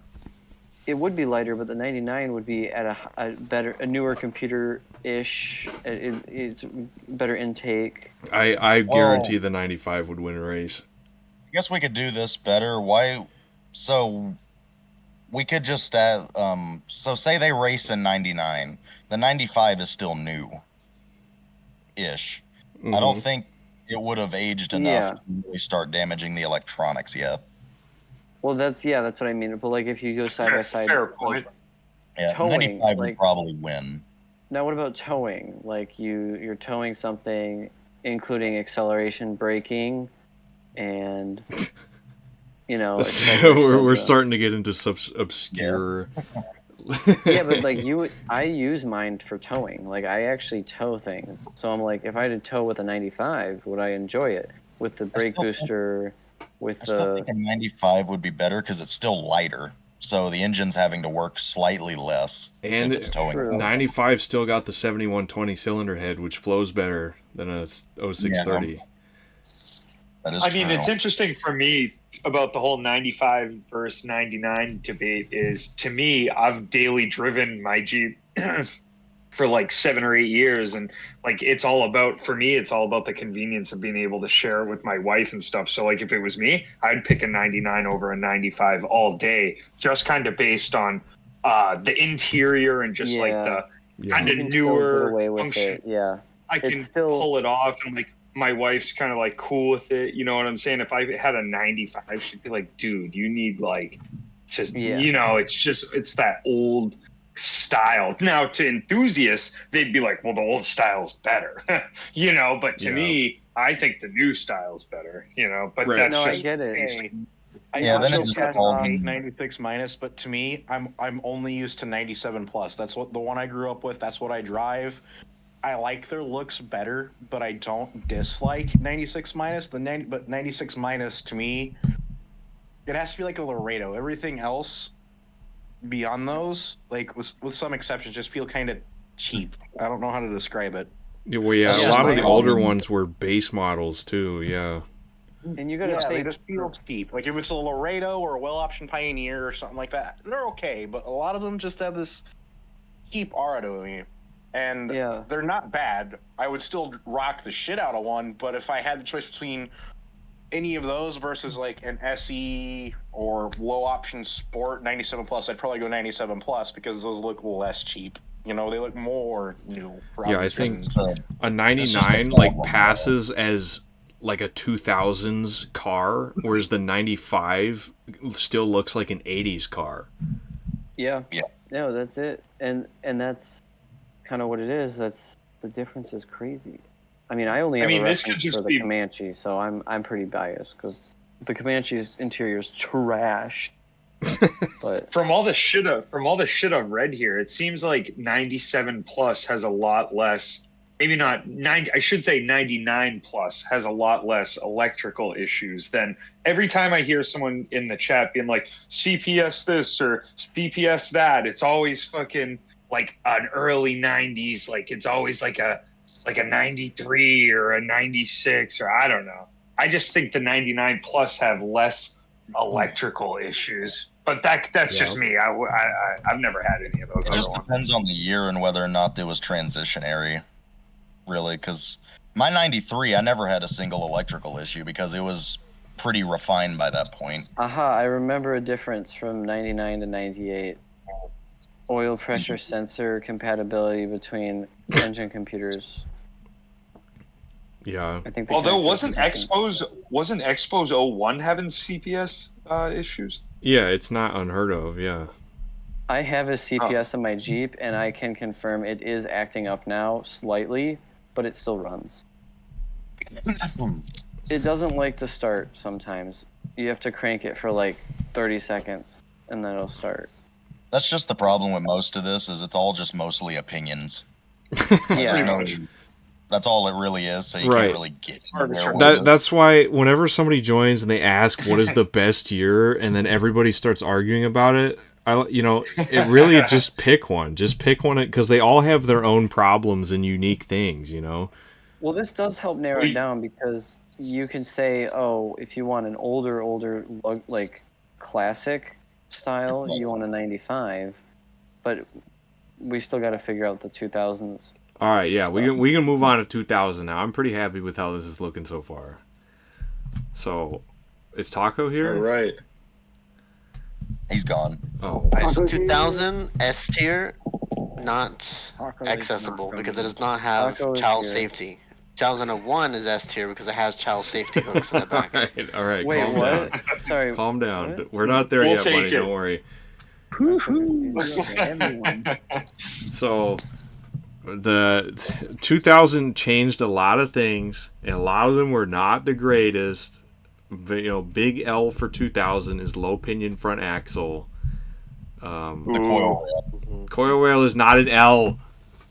Yeah, it is. No. That is not. Okay, so strictly from. Okay, how many I thought it ran better. Distributor gang guy gone through versus coil pack. Let me cook. Okay. Coil pack gang. So purely from the standpoint of reliability, if one thing goes wrong in the coil pack, the whole thing is fucked. Incorrect. But if you use a distributor, you can still drive the fucking car right. Yeah, I hate to argue. I get it. That's a good argument. Objection. I object to this. So distributor is when a coil fails, better in reliability. When a coil fails, you can still drive with the other two remaining coils. Whereas if the coil fails in an older one, you only have one coil, so you're dead in the water.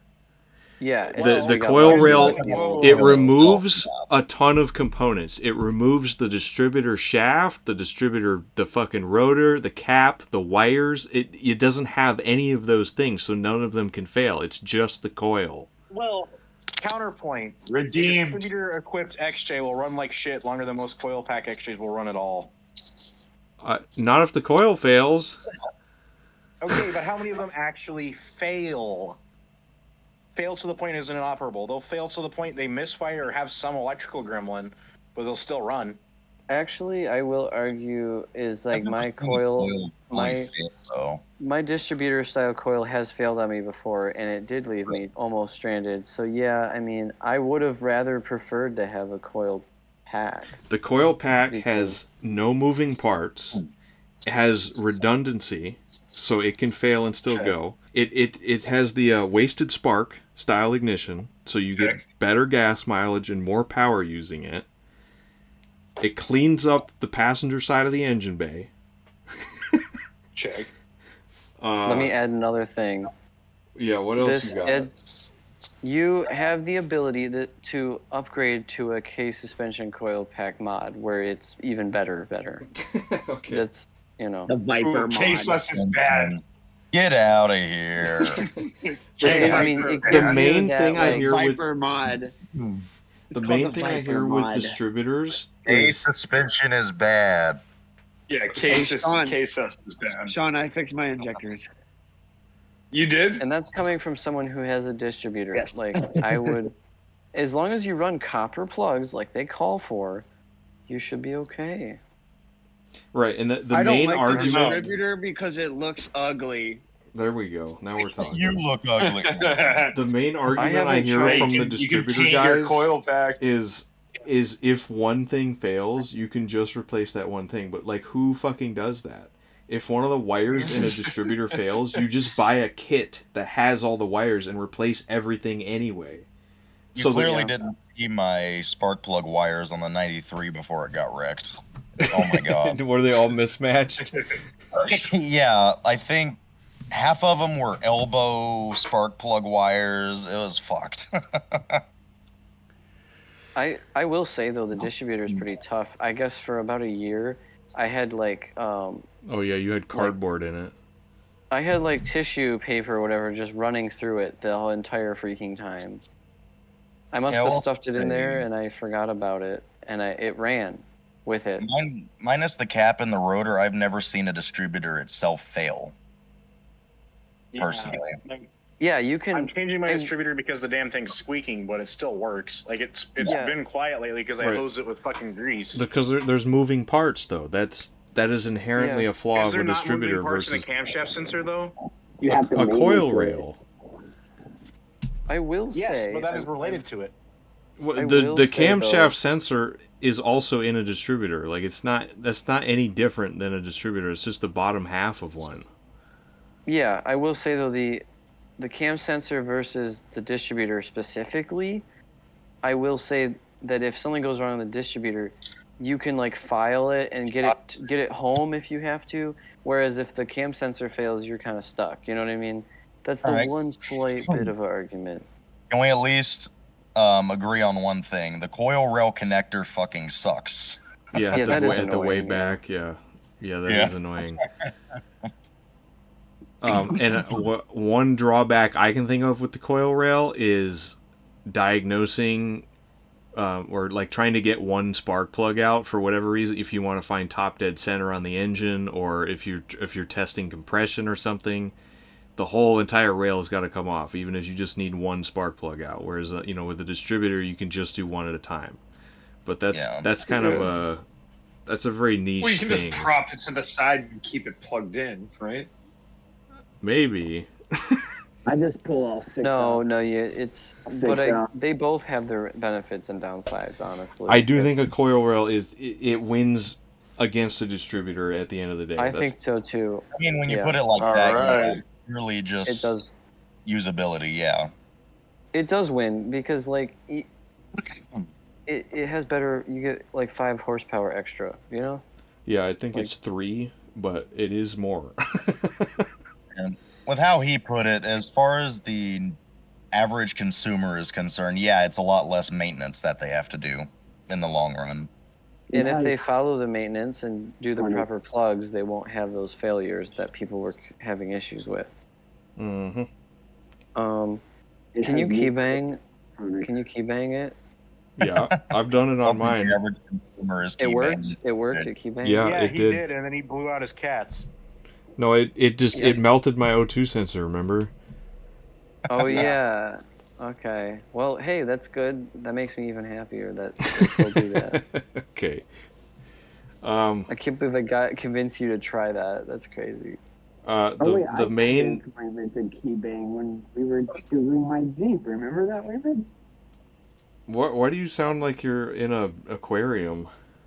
I'm sorry. I have my Oh. head on the pillow. Remember when you keybanged when we were doing my Jeep in Georgia? Yeah, Yeah. That didn't sound very good. those were good times. Yeah, Did you still have a cat when you did that, or no? yeah. I don't had know. all It 3 just didn't cats. sound very. I told you not to do it when you have your cats. Come on. Well, I did, so you can't change that. Okay, because once they clog, you can't get past 1,000 RPMs, and then you're He had kind a of stuck. suppressor on there.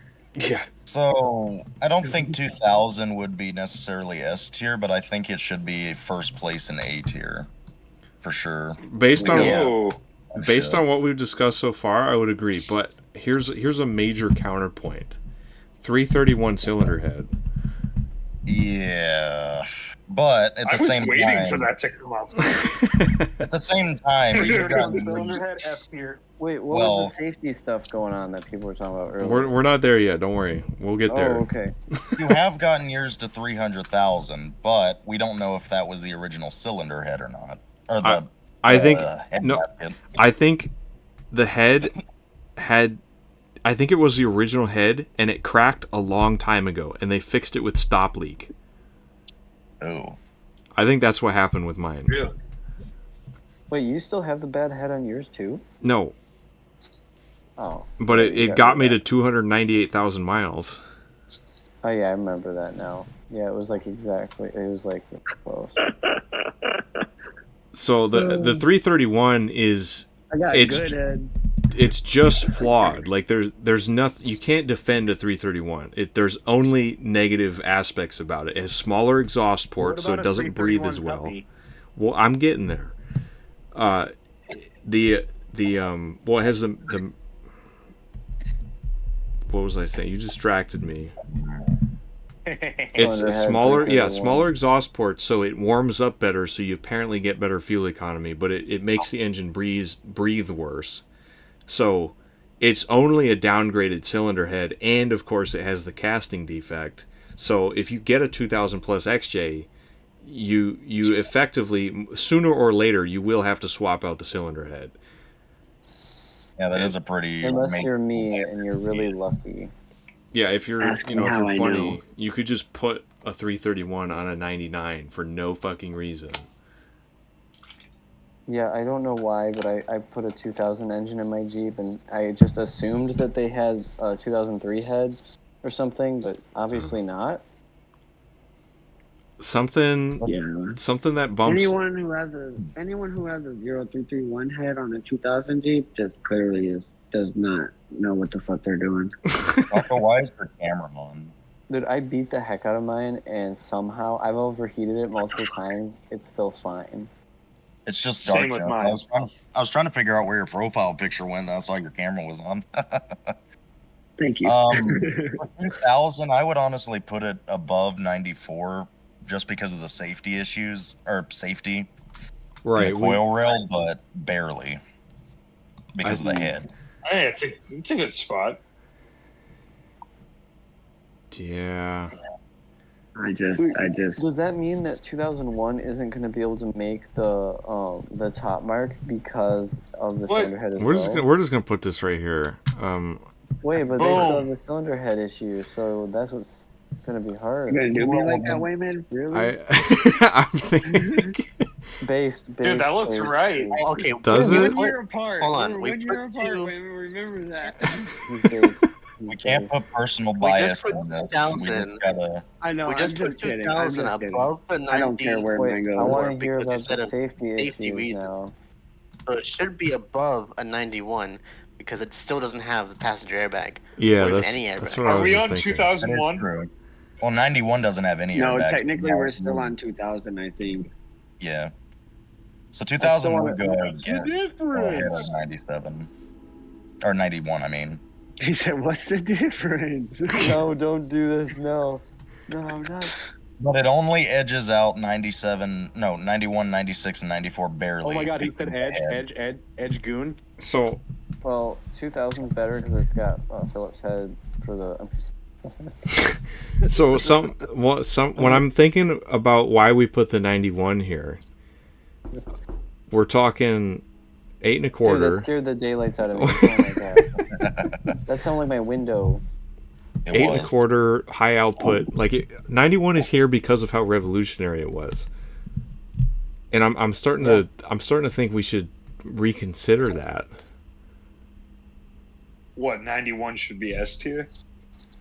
No, but like if you were to buy a 91, specifically a 91 over like a 92 or a 93 per se, you wouldn't go for it because it added new things. You know, because the 92 and the 93 have all the things the 91 does. It was just that those years added those new things. I think the problem is our goals have changed throughout this entire session. I was thinking the exact same thing.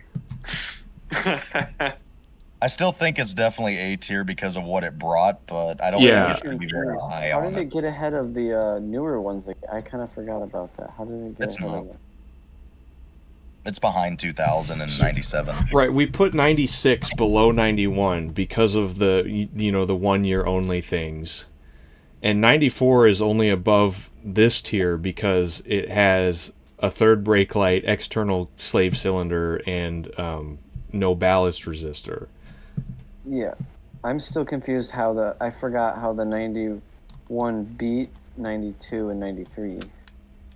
Just because it brought everything to the table, and 92 and 93 didn't really change too much. Yeah, okay, that makes sense, I guess. Yeah. Yeah, But then, like you were saying, James, the whole rules of the thing changed. Like we shifted what mattered. Well, we never laid down ground rules.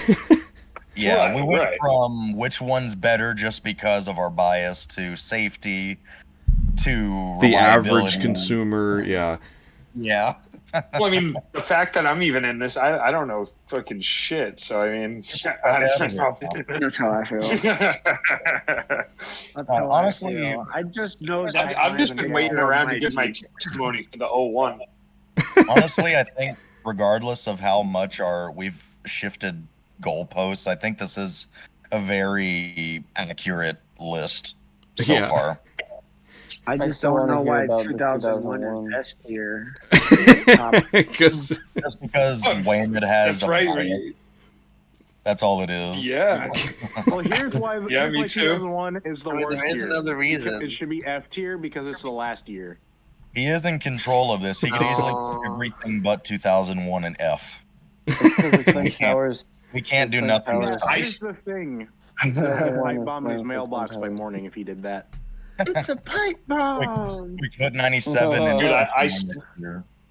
I stayed up after midnight to make sure that I vouched for the 01 being an S tier. Like that was my whole goal of staying here this whole time. So, like I said, I have a testimony. We're not done yet. I have a whole speech prepared. Yeah. We're still on 2000. Okay. so like between a 2000 and a 97, if I had to pick between, I would probably go for a 97. Like I could reasonably place 97 above 2000. Yeah, I would too. I would as well. So I think, but between a 2000 and 91, I'd probably go with a 2000. That's kind of what I'm thinking here. Why is that? Because of the newer style. It's got OBD2. We've got airbags. Obviously, the updated interior. And well, me personally, I can do a cylinder head in like an hour, so that doesn't really bother me. But that's just something you wouldn't have to worry about on a 91. I mean, would it be fair to say that a 2000 would have less electrical issues than a 91? No. A 91 has way less stuff going on. Well, the 91 has less electrical stuff, but the 2000 is also like a decade newer.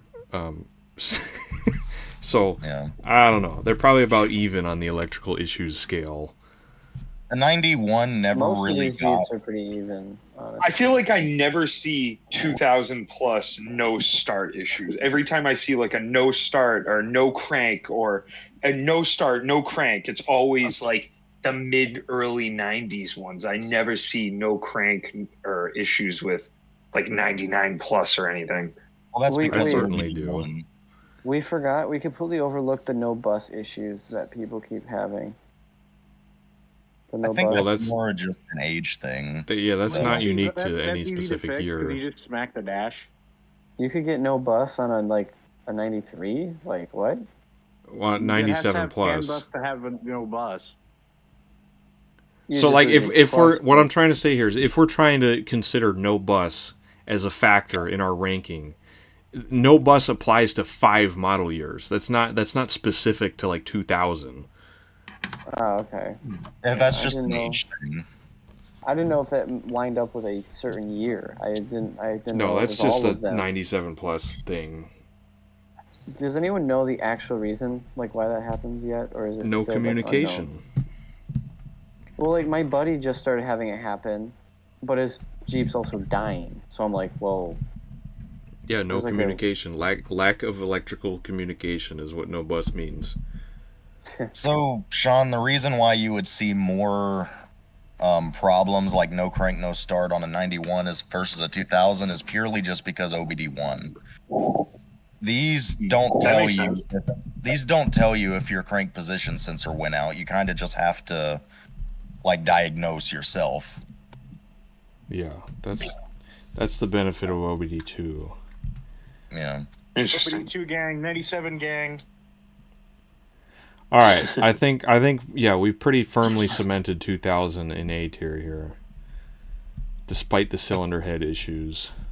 Bullshit. And low pinion front axle, but does low pinion front axle really doesn't? It's not detrimental. It's just different. Those front axles do not die. I've had one turn glowing red before, and it still works. Isn't it only an issue if you lift it? Yeah, and the TJs, the ZJs, WJs, every single other Jeep had a low pinion front axle, so it's not like this is a 2000 plus XJ thing only. And you gotta think too, not a lot of people, well, of course people bought them to off-road, but a lot of people that bought them never took them off-road, so the low pinion wouldn't really matter. Yeah. Too much. Yeah, exactly. Didn't they do it so it's quieter or something? No, they did it for clearance with the exhaust. Oh, that makes sense. Okay. That's why my fucking my front drive shaft rubs on my new exhaust. Yep. Because I got the high pinion. Oh yeah, that I always forgot about that. There's like a dent on every Cherokee. They dent in that one spot. Yeah, I learned that a couple days ago. So you're saying the low pinion doesn't have that issue? No. Oh, so yeah, they kind of, then in that case you're right. They cancel each other out because the 99 has the exhaust getting dented every time, technically restricting flow, and then it's such a minimal problem, and then the 2000 you just have less strength ? Like, you know. Yeah, the low pinion front axle is not as strong. That's its only, and you get slightly less ground clearance, and if you lift the vehicle, your drive shaft angles are a bit more difficult, but like I said, both of them, those issues are so, like, you'll never be able to notice really at all, ever, in all honesty. Just like the exhaust being restricted. People probably won't even need the strength of the low pinion or whatever. Right, they're in TJs. They're in every single TJ, and it's not like TJ guys are blowing them up, so... I don't think I've ever heard of a front axle going out in my life. Yeah. But... Alright, moving on to the best year, indisputably, 2001 is at the top of S tier because it is the crown pinnacle, the ultimate culmination of all that is XJ. That's a huge. Yeah, it has to go below because it's at the top because it's the final Jeep that Wolfgang Bernhardt finally killed off. It's F because it's the last year and it has torque spits. So. Hey, Waemid, I heard the 2003 model year has the security torque spits. And it has California emissions only. Yeah, that is something, like, that's something that would put it below 2000, because you could get a federal emissions 2000, but all of the 01s were Cali emissions, which is annoying. Doesn't it have that cool steering wheel, too? No. It's like a weird circle or something? That's 97, 98 only. Oh, never mind. Yeah, no cruise. I wondered that, too. Something that puts it, below 2000 also, well, I don't know, torque spit side markers, I don't know what that entails. There's torque spits everywhere. You're gonna have to buy a set of torque spits anyway. Yeah, it that's doesn't true. matter. And if you have torque spits on your side markers, they are less likely to get stolen, which is probably the only reason they changed that. Hey, wait a minute. What about security torque spits? I've seen one with security torque spits on them. At the same time, torque spits are a little... So for the average person, torque spits... The average person only has a Phillips or a flathead usually. They don't have, like, drivers. Yeah. So, but if you don't have a set of torque spits, you shouldn't be working on a Jeep. Well, yeah, but a lot of people get them for beaters or because they're too broke. And for something like the side markers, where changing the side marker, it's an external light that you could get pulled over for it not working, right? Side markers, I don't think you can, but it's still good to have them working. That and Torx bits are just assholes in the Midwest. They like to strip and break. I'm not saying those would do it, but I don't like Torx bits because of that. So they have a negative stigma already. Okay. It really kind of affects the ease of access as far as maintenance items go for that. I don't like them because it's like every time I need them, it's like, fuck, I gotta go get them, you know? Yeah. Yeah. Okay, my complaint is having to switch between 2 screwdrivers when you want to take your header. That's what I meant. apart. Yeah, like, damn, let me put down my easily accessible flathead or Phillip and go to my toolbox and dig around for these. I like how this is the only difference that we can use. Like, no, skill issue.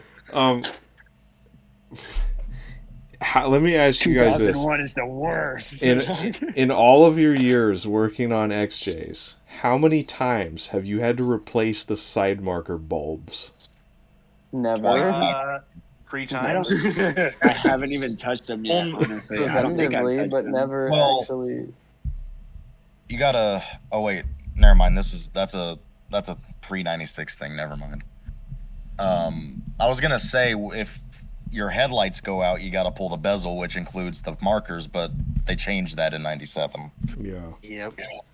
What do you mean?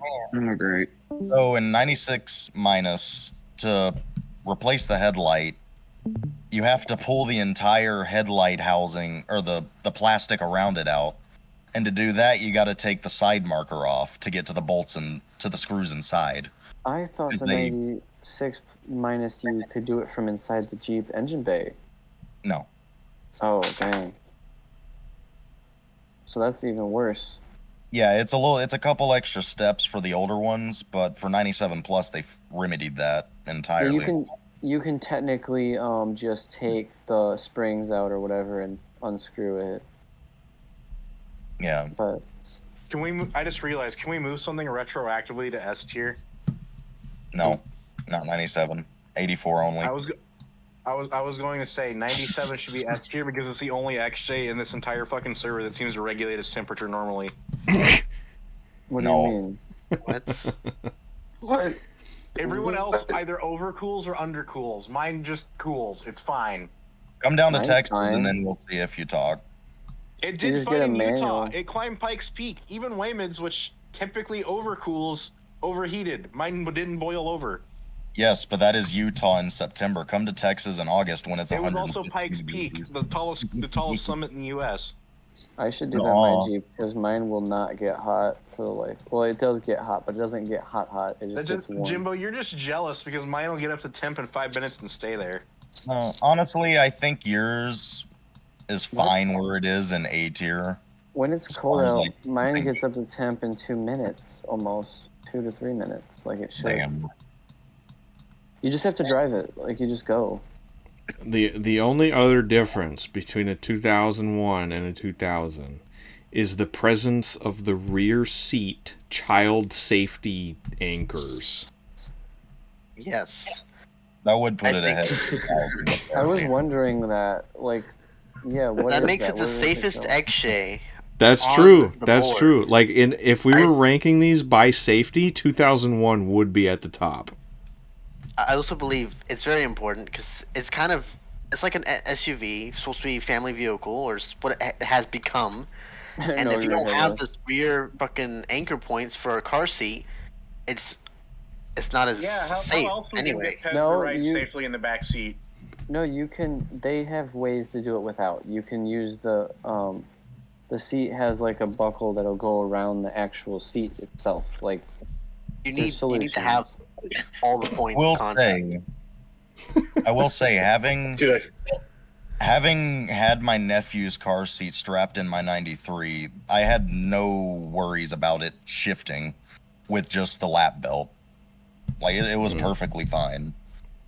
Yeah, but you can anchor it if you have to. Forward momentum. Well, there was no anchor points in there unless you counted the anchors in the floor of the cargo. What I mean, well, that's what I mean. Or you could just wrap around the seat. But I was going to ask, what does the anchor points look like, and where are they? Are they in the floor, in the bottom seat, the top seat? They're for what, 2001? They're at the back of the headliner, at that trim piece at the top of the opening for the rear hatch.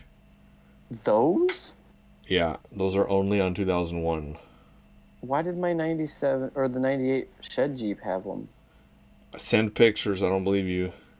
Maybe they were added in after. They must have been added in because they didn't look OEM. They looked like really ugly, but they were there. But they were definitely not factory. Oh, I don't 01 has to be S tier. Why? Yeah, what are you thinking about? Logic. It's iconic. I just think it's. I don't know. I guess obviously I'm biased. Well, I wouldn't say a 2001 is iconic. It's about the same as a 97 plus. Just yeah. But for 01, you did have the 60th anniversary edition. That is true. And because of 2001, there are still parts like the windshield, for example. Like a lot of windshield companies, like Safelite, stop their production of new windshields for older than 2000. So like because of the 2001 XJ, you can still get windshields for the 84 XJ. Damn, that's a fucking good one, actually. Yeah, I was wondering that. 2001 pushed the XJ into a whole new era of parts production. No, Waemid, you make sense because there's a few like parts websites that the same way. You try to select a vehicle and it stops at 2001. Yeah, like 2001 is the oldest you can get for, right? And because like I don't know why they don't just bring it back to 2000, but it's I know what you're saying. Like it's not just Safelite and windshields. You want to know another difference that you kind of forgot about? What? Running E35 or something? Yeah, E85. I was going to mention that, but then Powerade started yelling at me. 2001 is the only year XJ that is factory rated to run E15 gas. Oh yeah, E15. Even though they did nothing to the tune, which is hilarious. Yeah, I don't think you would ever hurt anything by using it in an older XJ, but yeah, I've been running entirely full tanks of E15 in my XJ for like what 2 years now. Where do you get E15? He lives in Iowa. Like what rating? What octane is it though? 88. 88 octane. Oh, then yeah, it's just corn, right? That's why. Yeah, Iowa has so much corn they don't know what to do with it, so they put it in the gas. Oh, so you're just kind of making your fueling system slowly degrade faster. That's all. No big deal. Corn. Come out today and buy some corn. So that means you get worse gas mileage. Sacrifice your born. I mean, as far as the 0331 head, I'm in denial that mine's ever gonna crack, and I'm vouching for my own engine now. I'm saying that it's not gonna crack. I used to overheat it all the time, and I mean, if we approach this though, where someone comes on the Discord and is like, "Hey, what's the most recommended Jeep?" The last thing you want to do is recommend a Jeep that's gonna need the cylinder head immediately. So, Well, that's true. If they want one that they want minimal problems. In all honesty, the thing you got to remember about the 331 is it's not like it's if you treat it right, it will last. It's a casting defect. Like it was improperly manufactured, so it will fail eventually. I'm in denial. No, yeah, you could drive it for 20 years and it'd be fine, but then you could also drive it and like the next day it goes out. Right. I've seen, like for example, Jay's Jeep had when we bought that thing, it only had like 140,000 miles on it. And the head was cracked, and then my Jeep took almost 300,000 miles to get there. It's a total random dice roll. And there's nothing you can do to like prolong the life of it. If you overheat it all the time, obviously it's going to crack. But not overheating your engine doesn't necessarily guarantee that it won't. Yeah, because I never overheated my engine, never, and the head just randomly cracked when I was in Colorado for no reason. Yeah, the temperature. Your head gas had given out, and your head was fine. Well, fine in quotation marks. The head was cracked. Like I took it to a machine shop, and the guy confirmed that it was indeed cracked. Where did it crack? I'm curious. Between cylinder 3 and 4. Oh yeah, okay. Who's the one that had it cracked on the valve seat? Me. Yeah, I'm thinking that's what's happened to my stroker. At least praying that it is what happened on the stroker Jeep. Wiped cam. I don't know how the hell I had it happen, but it did. Shut up. No wiped cam, please, no. Well, no, it can't be a wiped cam because why would I be getting 80 psi and the rest are at 160 psi? I don't know. That's way above my pay grade. Something else I just thought about is 2001 is the only year that didn't have a 2.5 option. I don't know how that would really. The straight six is already better anyway, so it doesn't really even matter. But what if I wanted a 2.5? Here's another argument I just thought about. The 2000 is terrible because it's the only year of the fucking most useless XJ you've driven so far. What? That applies to 97, 98, 99, and 2000. Well, they did away with the AX. But you only know of the existence of one 2000 so far. For what? I'm not. That's not relevant. Inaccessible. Yeah, they did away with the AX-15 in favor of the 3550 too. In 2000. Oh yeah, I forgot about that. Oh, was it? The bucket of bolts. Yeah, I guess that is another aspect to man, this is hard. Yeah, but they're not that much. Those transmissions aren't that much worse, though, are they? No, they can handle the same sort of stuff as an AX-15, but you can't get parts for them anymore. I would say 2001 behind 2000 purely because of the heat soak issue. Wait, how though? Because Jeep Wranglers had them up until like what, 2005? 04. Well, and it all depends on how we look at it. Because remember before when we were like, oh, what would we rather have, a 99 or a 95? I mean, what if we looked at the 01 the same way? And then you said, well, what would you rather have, an 01 or a 95? I don't know. I'd rather have a 2000 than a 2001. Yeah, that's what I'm trying to think I think safety about. should still be considered because we have considered safety a bunch of times already. Actually, yes, but at the same time, too, heat soak would kind of be a safety issue. So the difference heat soak is on both of these. The difference between the Federal and the Kelly emission. Yeah, but 01 brings it into a new era, so it's better than the 2000 because remember the whole windshield thing? I mean, dude, that's huge. Yes, but I believe that is huge also.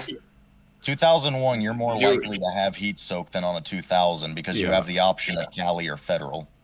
Yeah. But yeah, that's what I was saying. So you would technically the 2001, you're forced to have more O2 sensors, which technically could give you more power. Maybe, I don't know. No, I think that's more failure points and maintenance that you have to do. Yeah, that's how I would look at it. Yeah, I don't like Cali emissions. That's why I wanted to retain the multiple O2 sensors because in my stroker build, I want to be able to have more control over more stuff. And if you have more O2 sensors, you have more like availability to do some changes. Yeah, that's applause. But I mean, but that's not factory stuff. You know, that's talking about. I mean, engine modding. Dude, at a minimum, if we're not going to put 01 in the S tier, 01 definitely is better than 00. Yeah. I honestly think they're pretty much like right on the same level as each other. Yeah, they're tied. Well, and 01's newer.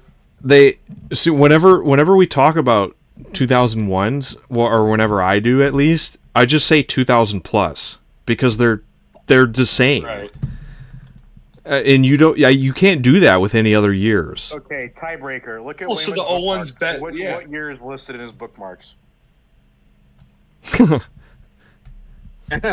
Look at that! Oh my God! What are you? It's a good tiebreaker. Yeah. Wait, just ask AI which is better. No. 2000 2001. No. See what He's it gonna burn thinks. down a small forest just to get a fucking coin roll. Well, didn't 2000 That's get more scary. trim levels than 2001? No, they had the same amount, but they had different ones. So they both, of course, had SE Sport Classic and Limited. 2000 had Freedom Edition, and 01 had 60th Anniversary.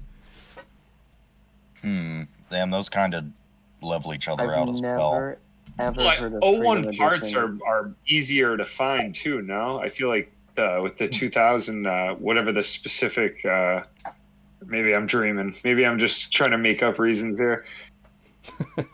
I mean, I'm gonna rest my case that Cali emissions kills it for me as far as being ahead of 2000, and that's where I'm gonna end it at because everything else is just opinion and bias, pretty much. I do like. What for about the new 01s, era? I do like for 01s that whenever you go to the parts store and you're like, I need parts for 2001 Jeep Cherokee, they don't ask what engine it has because it's only ever had the 4-liter. Whereas with any other year XJ, if you say I need parts for 2000, they're like, what engine? And you're like, what fucking engine do you think it has? Yeah, but until the one guy comes in with a 2001. 2.5 liter and they're like, whoa, why'd you order it for a 4.0? And then they get blessed. Yeah. Are you sure? Well, shopping convenience 01. Yeah, shopping convenience. And the fact I think my point with 01's bringing the parts into a whole new era isn't necessarily a reason to get an 01. It's just the fact that they exist is a good thing. Yeah, their existence And that makes it better than allows. that. Yeah, this is so existence. trivial 01 at this over point. This is the most divisive one. Dude, I stayed up till almost 1 a.m. for this. Come on, man. I mean, 01 over. We can all agree, though. We can all agree that when you go to the parts store and you ask, when you tell them you have a Jeep Cherokee, almost 50 or 80% of the time they ask if it's Grand Cherokee or Cherokee, and you have to say just Cherokee. Oh, Yep. Every it's time. so annoying. It's like, I said Cherokee. Did I not say Cherokee? Like, If I wanted parts for a Grand Cherokee, So I would have true. said Grand Cherokee. But I didn't say Grand Cherokee, did I? yeah, like Well, every time, dude. You I never think know. I think this is gonna be my official ranking here. The only reason I'm putting 2000 above, well, there's two reasons. Is because you can get them without Cali emissions, and because the 2.5 was still around. Yeah. what? The You just have to deal with 2.5. an AutoZone employee telling you if it has a 2.4 or not. 2.5. Who wants a 2.5? I know nobody wants them, but it's a more configurable year. It is a more versatile year. It's also like a legacy thing. It's like a history thing. Like if you have a 2.5 in there, like that's like pretty cool. 2.5 is older than the 4-liter as far as production run too. That's true. So like It's that's like a kind piece of of cool. history. Yeah, that block That right there. started is all the like, way at the beginning. in the beginning. The ning. In the beginning. God, but on the other hand, like we put 84 above 85 simply because it was the first year. Yeah. So, that's and been so like, annoying. should we put 2001 above 2000 simply because it is the last year? Yes. You could, Yes. you know, you could do this all day. Let's just like, Yes, You know, that's official.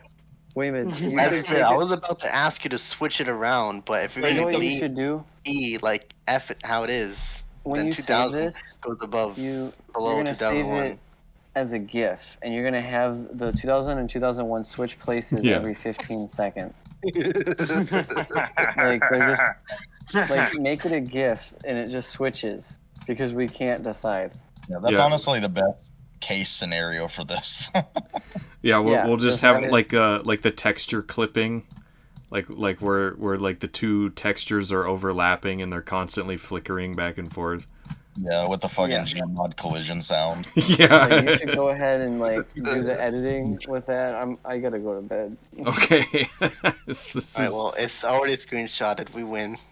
I think this is I guess this is it. This is our definitive model year tier list for the 1984 to 2001 Jeep Cherokee. After 4 hours of deliberation. Yeah. Wasn't it? Yeah, I get. Yeah, best of the two boths. Like 95 is the best of the old styles, like indisputably, and true. 99 is the best of the new style. That's true.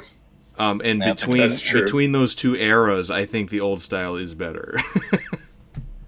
That's true. Fair enough. Your battery symbol looks like a turtle.